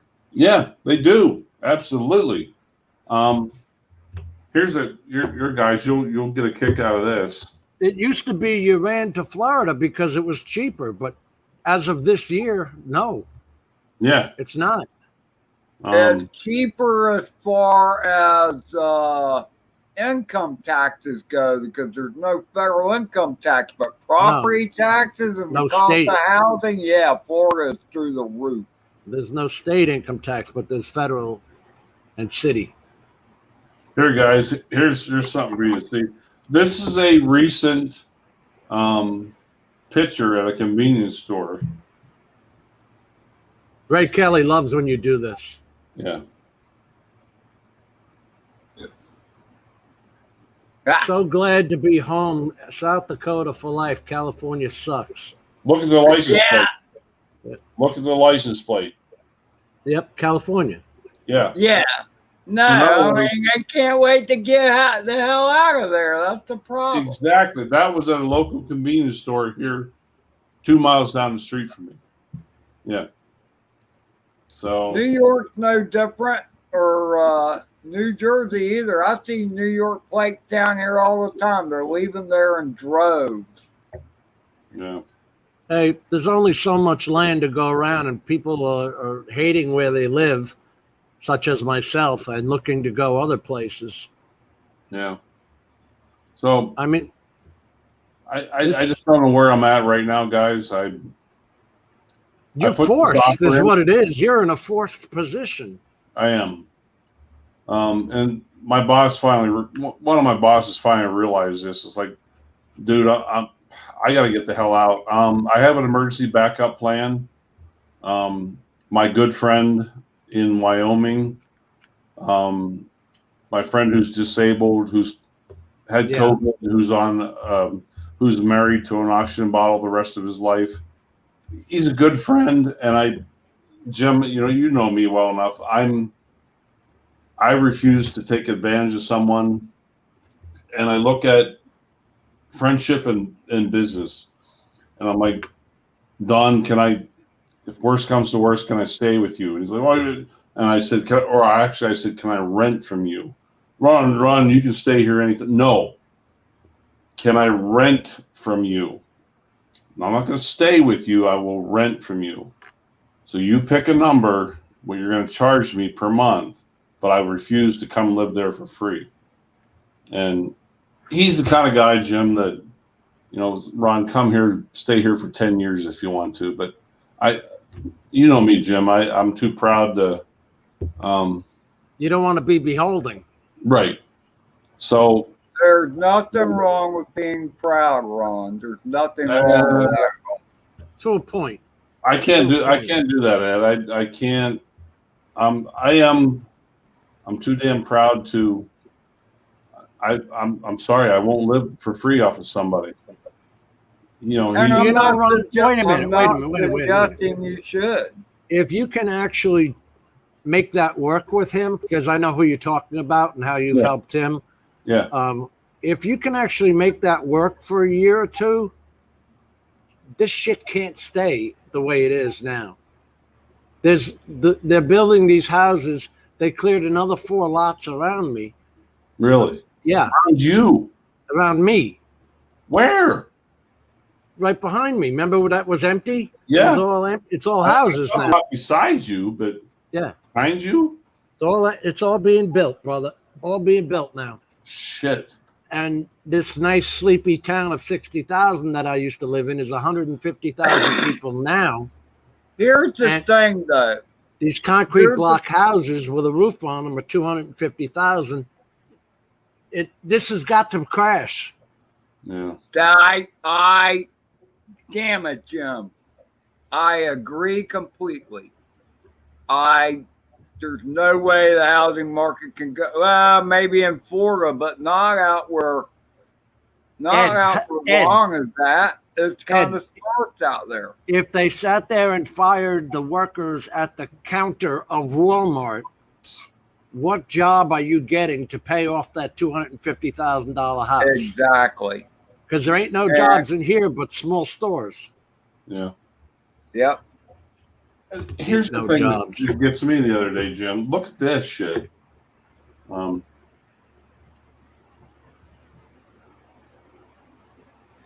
I can tell you right now, it ain't worth it to buy here, but go ahead. Look at this, Jim. This blew me away. I went into the convenience store that I stop at on my way to work. And again, I don't know, Ed, you're both from Florida. Yeah. But look at the convenience store wages. Bring it in close. Oh, yeah, $18.50 an hour? Wow. I'm an electrician. I only make $1.50 more than that. Yeah. Plus, $500 bonus for walking in the door and say, hi, how may I help you? Well, Ron will tell you, normal paramedic wages are about half of what he gets now. This is why he travels so far for his job. That's why I travel. I make double that. Right. And All right. With all my experience, okay, at a hospital, whether it be the hospital or rural metro, I was getting $22 an hour. The nurses were getting less than me. really, Yeah, that's ridiculous. LPNs were Really? like $12 to $15. Hell yeah. fuck. Hell yeah. They wouldn't know a code crash cart from an IV. Hmm. But anyway, it's not big pay, brother. It's not. No, That's it's why I'm not. sitting here saying, how do you support a $250,000 house without both parties working and you're a single party? Yeah. You know what I'm saying? And if you have kids, you're screwed. I know. That's why I'm so stressed, Jim. I even last week, Bryce, I'm throwing all my dirty laundry. I feel bad I'm throwing all this shit out on your channel. 2 weeks ago, our hospital system said, here's the deal. November 1, you and everybody who works for us will have your COVID shot November 1. If you don't, you will be given a 30-day suspension. Now, you had 5 pilots who said no. What happened? They're still saying no. So I know you got yours wrong. I did. I guess you could call me anti-vax. Not that I Yep. have. But now they're coming out Anything- with a Delta variant vaccine. no, and so I questioned just because I've been in this business 30 years. I agree, Mike. I questioned, what's going to happen. I've been in helicopter EMS for 30 years, and I've seen bases shut down. Boom, like that. Money's not there. See ya. Bye. Yep. No questions asked. So I called my boss 2 weeks ago today. Said, what the fuck? What's going on? I'm trying to make a financial decision. I'm being thrown out of my house. I'm not sure what my job, I said the stress level, dude. Like you texted me this morning, Jim, said, yeah, the fucking stress level is fucking up here. Yeah. And I asked my boss, be honest with me. Tell me, Ron, hey, I don't know, or tell me, are we going to be here in 5 years, 10 or years? whatever. The problem is 1 year ago, back in, say, March of this year, were there pilots available? Fuck yes. All the airlines were laying off. Pilots were looking for jobs left and right. We could have hired 5 pilots in 1 day. Today, not the same case. Everybody's back to work. And the fine pilots for EMS who have a minimum of 3,000 hours of experience, a little more difficult to find. Yep. So I just remember, when I left Pennsylvania and I went to work for Air Methods, who's a national company. They're in 48 states. My first day of work in Denver, Colorado, I went for orientation. There were 2 employees. I forget which state they were from. When I was in orientation in Denver for that job for California, we had people from 25 different states. The CEO of the company of 48 states walked in the door and said, I need you and I need you. Step out in the hallway. Pulled these 2 people out in the hallway and said, we shut your base down today. Wait a minute. Those 2 people uprooted their family, their home, their kids, their wife, their jobs. They uprooted everything to come work. I forget what city it was in, but it's like, really? You fuckers knew months ago that this particular city's base wasn't making money, And now you hired them a week ago, and now you tell them, oh, we're going to shut it down. Come on, man.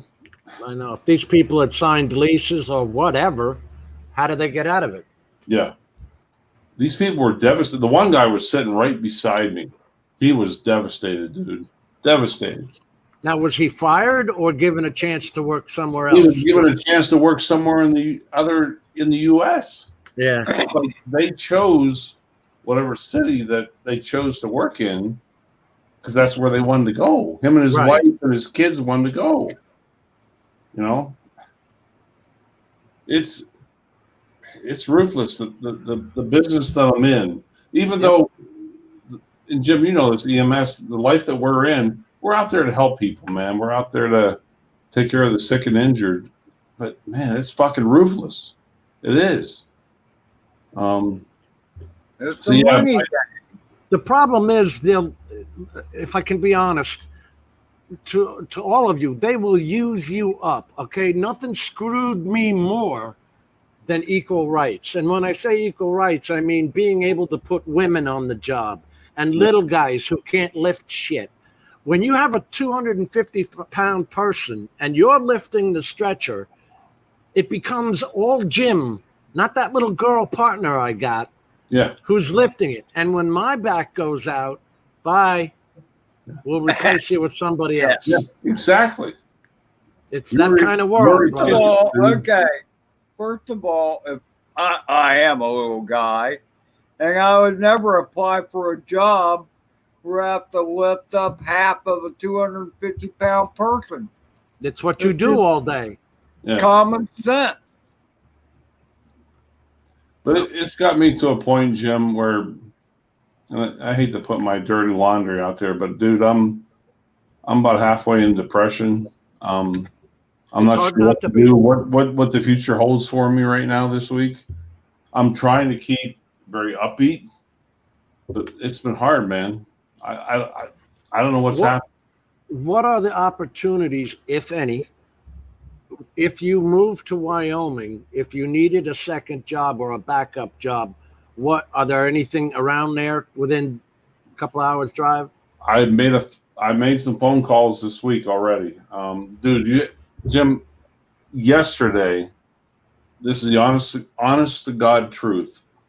Yesterday, between making phone calls of the potential of this whole buying this house thing, part-time jobs, I have made more phone calls yesterday than I ever made in one day in my entire life. I suck at doing that kind of thing too. Dude, I come out of my room at like 5 o'clock yesterday. My partner looked at me and she goes, "You okay?" I'm like, "No." She goes, "Come on, let's go for a walk outside." She's fucking awesome, man. She's a good girl.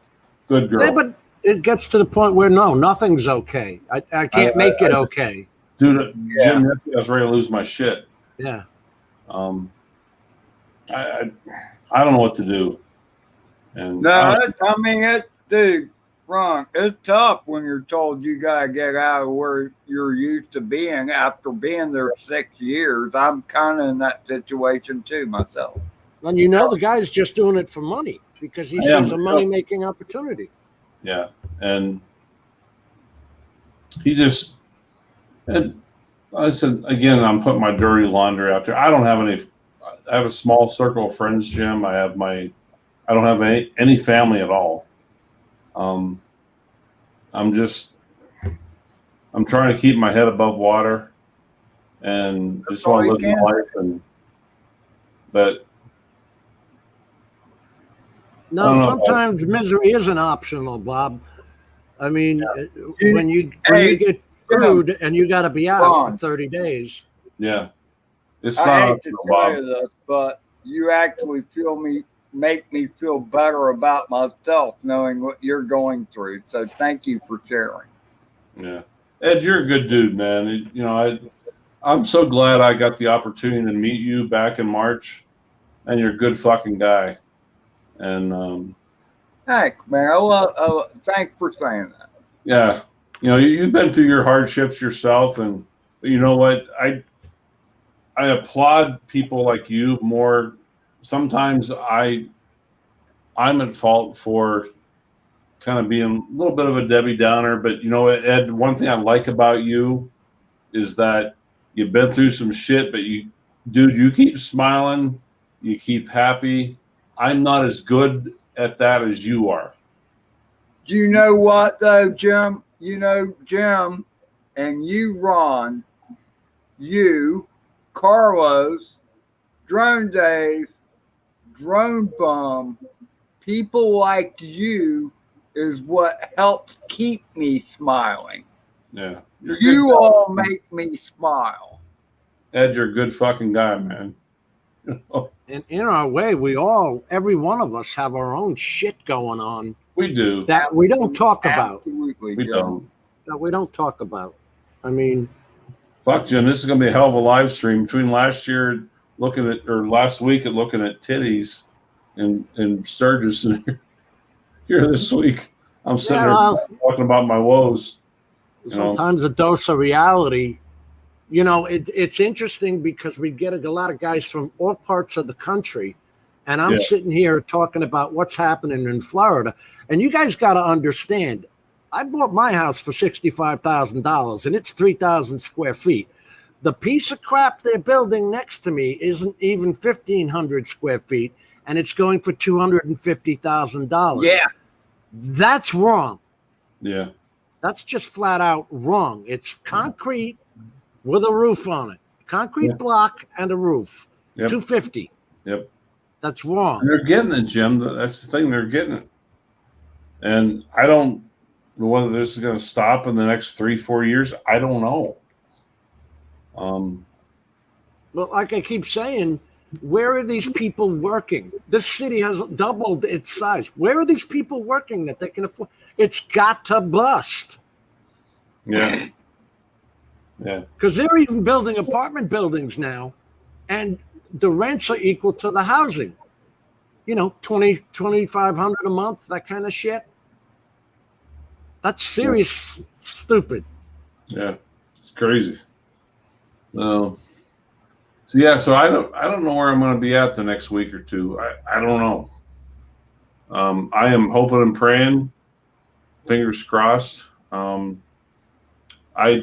have a bad feeling if my owner would show up at my door tomorrow, I'm not responsible for what my actions would be. He's just moving on greed. That's all he's doing. He is. Yeah. No. Yeah. He can't just show up tomorrow and tell you to get the hell out. No, you'll have 30 days no matter what. The scary part is I'm a big dude, and I got a little bit of it. Even though most of you guys see me as easy to get along, okay, but I got a temper. And when my buttons are pushed to a certain extent, I lose my shit. I'm afraid I'm going to lose my fucking shit, and I'm worried about getting my ass in trouble. I really am. Well, if the prick pushes your buttons that hard, he deserves to get hurt. Hey, Matt. No, because you know what? No matter how wrong or right you are, you're the one that winds up in jail, paying the lawyer. I know. Walk away. You got to walk away. That's why when that guy was screaming at me in front of my house, Ron, I wanted to go kick his ass. But all I did was sit there and tape him. You guys knew damn well I wanted to kick his ass. He's a skinny little bastard. I could have taken him and his wife with one punch. I remember. But you got to just sit there and shut up. I'm not so good at that. You might. Is that when you flew over the pool or whatever? Yeah, I was on a street corner, just sitting there looking back at my house, and he thinks I'm spying on his daughter in the pool. I could care less what you think. Yeah, I was thinking that was it. Yeah, that was the one I have posted. Yeah, asshole. Just sat there filming. Wearing an ass hat. You're a pervert, and I know you are. Yet it says paramedic on the back of my car. You know what I'm saying? Paramedic, pervert, yeah. Where's this pervert come in, you fucking idiot? I've done nothing but service people my whole life, but help people. Yeah. And this is the same shit you get. So you know it, Ron. I don't got to tell you. I know. Serving the Good day, public is Matt. useless. Matt, Hey, how yeah. the fuck are you? Better than you, by the sounds of things. Yeah. Well, he's I've been stuck between the rock and the hard place because there's even he's moving another state away and they're still screwing you with the prices. Yeah. I know, mate. I know. It's and to move too, and then not have that stability of knowing you've still got a job. What I can't understand though, Ron, is, as I said to you a week or so ago, why, if you were not to have the vaccine, if you didn't have the vaccine, 8-9 months ago, would they still be making it mandatory for you to have the vaccine, even though you've had COVID and even though you have got natural antibodies? Better than a vaccine. Here's something I learned today. Yeah, but Bob, I couldn't afford to live in another one, so there you go. Here's Because something I actually learned today.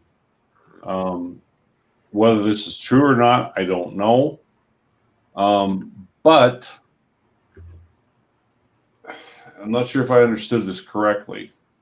But each employee of the place that I work for, and I can't remember how they said it, if they were vaccinated by date?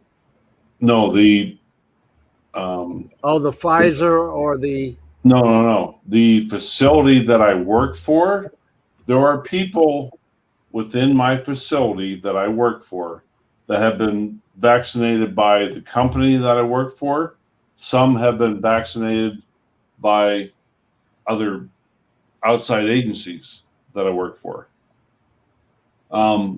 But if I understood my fellow coworker correctly, that each employee vaccinated by our employer, that they get somewhere around $5,000 plus for each employee vaccinated by our employee or our employer. they're getting paid. There you go. Holy shit. So it's just it puzzles me why, okay, November 1 is that deadline date. Why is November 1 such an important date? And when you look at the current events of the FDA not being approving things till sometime in January, potentially January 1, the current information is that up until January 1, before January 1, if you get the vaccine, if you get fucked up because of the vaccine, the hospital system's not going to cover you. You get sick and get blood clots and do whatever.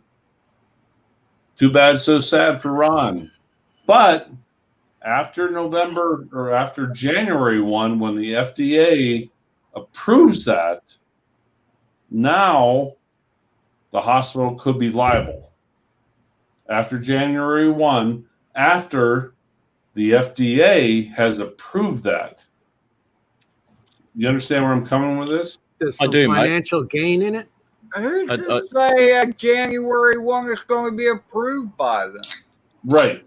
So right now, up until now, the FDA does not approve it because they haven't approved it.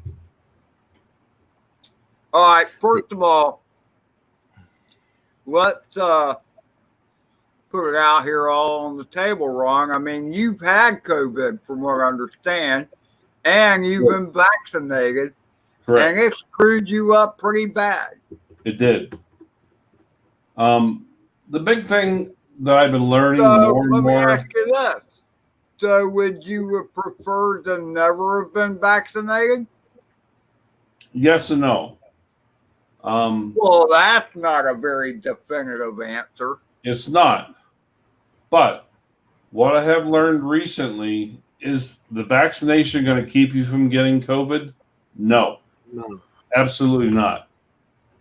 What I have learned recently through research, through studying on my own, the vaccine is going to keep you from being hospitalized and or being dead. It's not going to keep you, it's not going to keep you from getting the virus itself. Because I've had 3 coworkers currently who have had the vaccine who have had COVID a second time. I've seen governmental agencies say it's 42% effective, so I don't know. And then now they're talking about this Delta variant. The Delta variant needs a new vaccine. Out there. And Matt out here and me scares the fuck out of me.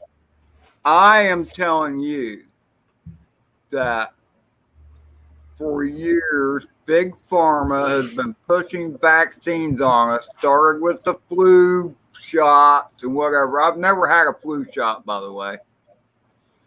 And I believe in my body's natural immune system. Right. And I think that many of the drugs that are pumped into you, how many do you see on the, what do they call it, the disclaimers on the Big Pharma medications? Oh, this may compromise your immunity. How many medications do you see that on? I'm just saying. I believe in No, I agree. Yeah. We'll be back in 1 second. Yeah, you're right, Bob. It is a choice, you know. People either take or they don't. I won't be going and getting it. Bugger that. You know, but it's up to everybody else. But it was. I just thought it was an interesting question, which I think Ron's had a couple of reds tonight, so he didn't really answer the question. But I'd be really interested to see if it was required to actually have the vaccine after having COVID. Because you've got an immunity to that straight up, you know. It's you don't need a vaccine if you've already had the so they say, man. I've seen a number of videos where they say that your natural immunity, if you've had COVID, I'm not saying I have, but the immunity you get from having had it is stronger than any vaccine. Well, of course it is. It's like anything, and this is why kids dig in the mud and they get their immune system up at a very young age. It kickstarts their immune system. Obviously, as you get older, you get all sorts of stuff. You can't tell me that a man-made vaccination is going to be better than your own immune system. It's just not. And that's why I'd wondered about this vaccination if you'd already had it, whether you'd get kicked to the curb if you said, no, I've already had COVID. And they say, well, you've got to get vaccinated. But I've had it, right, so I don't need it. You know. How many vaccinations you want me to get? When you get all back to it, the common cold is a coronavirus. Listen, and they don't have a vaccine for that, do they? Wait a minute. No, there'll never be a common cold or a flu virus vaccination because it's a virus. We cannot combat viruses. It's medically impossible at this time. Here's the thing. Viruses constantly mutate. And one of the things I heard that was very interesting, which is happening, and which goes with the vaccine versus natural immunity, the vaccine is based on one protein of that virus. With natural immunity, you have been exposed to all the viruses and all the proteins in that virus, so it is naturally stronger. Listen, you got to remember that this is nothing new. In 2001, when bird flu came out, then SARS came out, then there was equine, and you guys remember all this shit. The U.S. government patented not the U.S. government. It was the FDA that had patented a vaccine. I'm not going to go into all this crap. I'm just telling you, it's not Flat Earth, effective. brother. Flat Earth, brother. Yeah. You know what's going to happen, eh? We'll start getting strikes on this stream saying our COVID information is better than yours. Listen to this. Yeah. Oh, I said that word. I shouldn't have said the word. Yeah, you know, people who are mentioning it and all this sort of shit are getting there. I mean, just look at my channel last week. I don't know why, but that live stream got pulled for being against their community guidelines for child safety or some shit. Anyway, for those of you who don't know, Matt's live stream was pulled down last week for being against the child rules child of safety, YouTube. Child safety. Something or other. Yeah. Have they put it back up yet? Yeah, they put it straight back up. Okay. I said, hang on. Mika Steve brought up a very interesting point, and that's one of the reasons why they say the Delta variant came out, because the vaccines were put out for the original COVID-19, and what does a virus do? It wants to survive, and so it mutates, and that's what viruses do. Right. So they saw only one antibody, and they mutated and became the Delta variant. Right. Yeah. By the way, Steve, I don't get flu shots either. No, neither do I. I mean, it's a natural progression, this thing, you know. Normally everyone has their flu season, right? It goes around the world, flu season. And by the time it gets back to where you are, it's mutated to what it is. So this year you've got to have this shot. And it's exactly the same with this thing. But it's not being allowed to run its course. Yeah. Almost every winter here in the States, you hear about flu deaths. Over the last couple years have you seen the news? New Zealand had one case, and they're going into shock. They never talk about flu deaths anymore. It's all COVID. Yeah. Oh, you can't die from pneumonia anymore either. No. It's COVID-related pneumonia. Mm. Oh, here we go. We better shut up. Yeah. COVID's a good thing. Vaccines rock. I want to get 7. We only believe you, YouTube. Hey, Ron. How you going there, mate? Looks like you might have had a couple. He's had a couple, and he's pretty pissed off. And yeah, he would be, mate. Yes. They got a stranglehold on him. Yeah. Got a bit of a situation there, mate. It's. I'd rather be back in the middle of Sturgis looking at titties and kind of like last week. You know? Rewind. So, Ron, can I ask you to finish that thought you were having when you asked your employer, "Are we going to be here in 5 years? Because I'm about to make a 30-year commitment." What did he say? Okay, here's the funny thing, Jim. You know, funny you mentioned that. 10 years ago, when I was in Pennsylvania, my boss came to me one day and said, his exact words, excuse my French, "You stupid little motherfucker, shut your fucking mouth. I'm tired of your Debbie Downer. I'm tired of you saying this flight program's going to shut down. You don't fucking like it here? Fucking leave." Was his exact words. To you? To me. Back then. Okay. I don't know why, Ron. Let him finish. I don't know why, Ron, but I always thought of you as an upbeat guy. Yeah. Fucking asshole, bully fucking boss. So at that point in my life, I'm like, you know what? When people get on my shit like that, I had a getaway. We had a cabin up in the mountains. I'm like, time to go away. Time to go hang out in the mountains. So I drove 4 hours, went up in the mountains. The owner of the cabin showed up. We worked on the cabin, worked on the roof, had 4 days of fun, drinking, sitting around the campfire. At the end of my 4th day, morning 5, I'm packing my bags because I got to go to work the next morning. Right. And keep in mind, 3 months prior, I had bought a house. And I'm packing my bags. Like, I got to go to work tomorrow morning. I got a 4-hour drive home. I'll go home and unpack and get ready to go to work tomorrow. I'm packing my bags and my phone rings. And it's hospital HR saying, don't come to work tomorrow. Your flight program has been shut down. You are not to enter the building.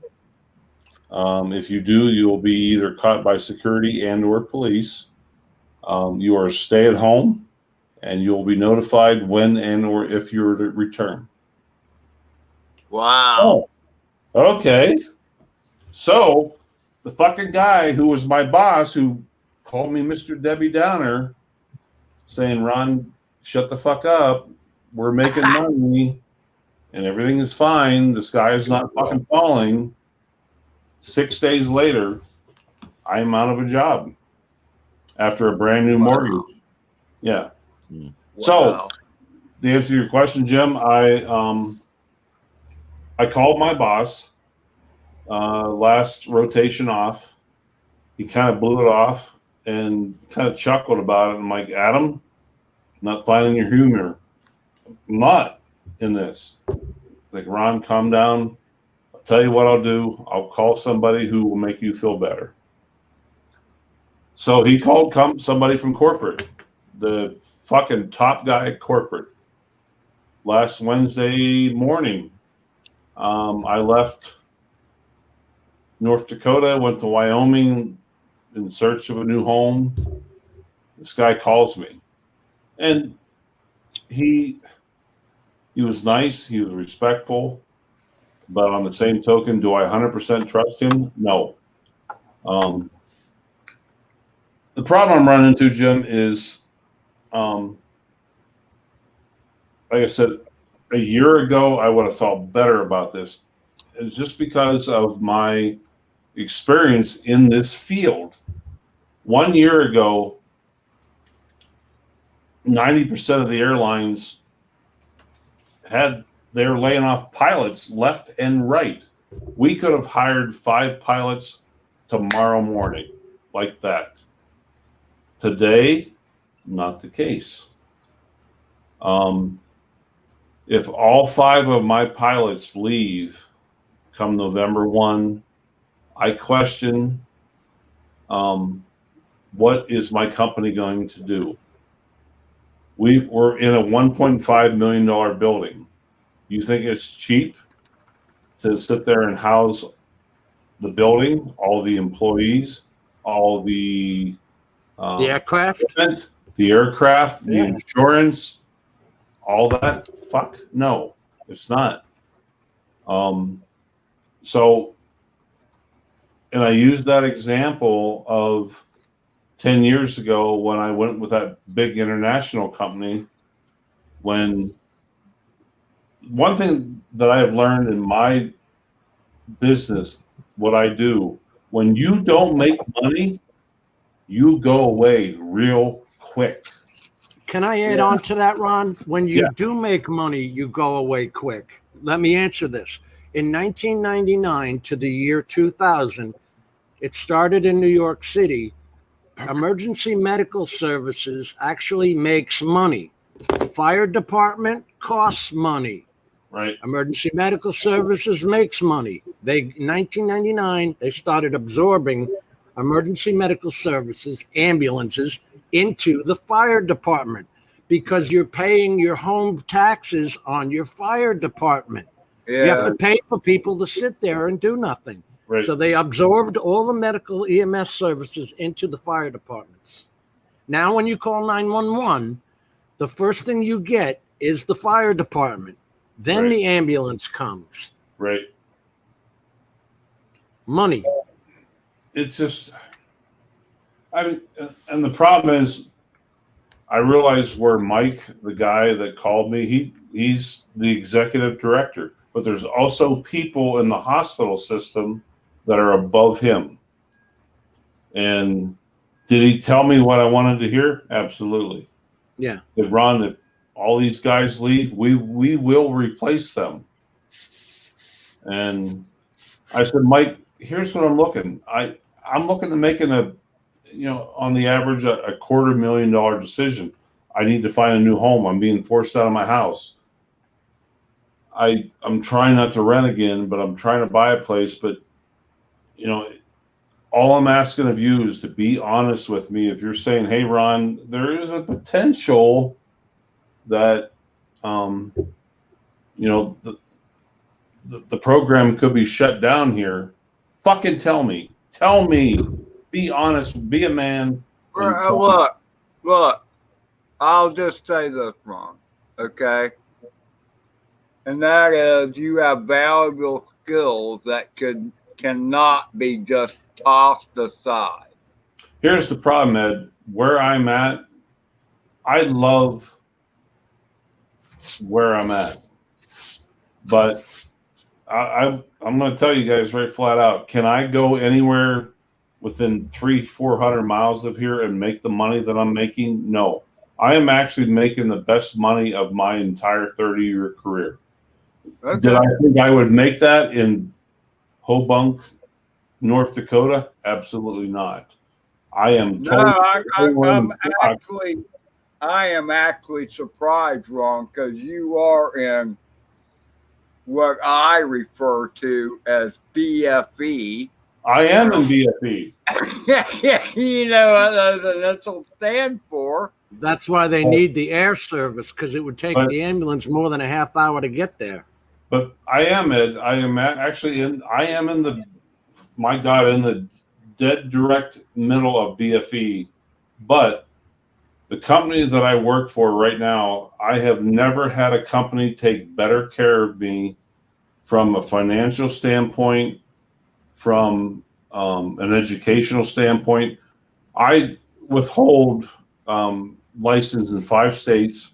I withhold a certification in with a national certification, and I withhold a licensure known as a critical care licensure.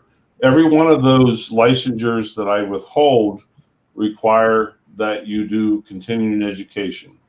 Yeah. In order to upkeep that continuing education and the other places that I've worked, you had to go find that education yourself. You'd have to pay for it. No, what I'm getting at is being out there in BFE where you are at. Right. I want. How many of the people that you rescue actually have insurance or the funds to pay for what you do? Right. Yeah, but the state reimburses. But what I'm trying to say is the place that I work at, you would think in the middle of bumfuck Egypt, I have not had an employer take care of me as much as this place has. I am totally shocked and blown away. All the education that is required for me to upkeep my license in the multiple states, the critical care license, the national license that I hold, all the other places I've had to work, I had to do that on my own. These people take care of that for me. They provide it for me, not only firsthand, but they for me financially. Not only did Jim have to find those classes himself, he had to pay for them. And something else, Ron, is how long is that good for? 24 months. Every 2 years, you have to recertify an ACLS, advanced life support, and all that. Some of my licenses are required every year. Some of my state licenses are required every year. See? Even, Ed, just to give you an example, Ed, the critical care license that is required of me to hold, if I were to go out and recertify that licensure, it would cost me somewhere between $2,000 and $3,000. My company provides that stuff for me in-house. It doesn't cost me a penny. No, that's awesome. So I'm thankful for that.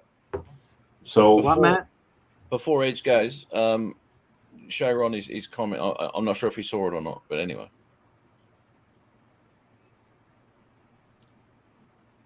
He might have a good company to look at. What was that, Matt? Get in touch. get in touch with Sean at Edge FPV. He might have a company for you to look at, Ron. Yeah. You know, he actually made a comment to me earlier. Said, Ron, you having depression or anxiety? Yeah. Always a little bit of fucking both. A lot of both. I'm not sure how to take some weed. And That maybe doesn't Jim, get him a house. No, it does, Jim. And maybe I've known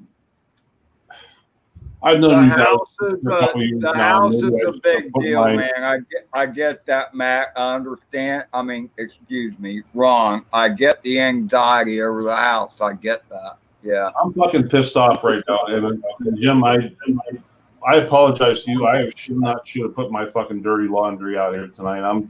Actually, I'm going to end the not stream so dirty we laundry. can keep continuing. You know, I'm fucking angry right now.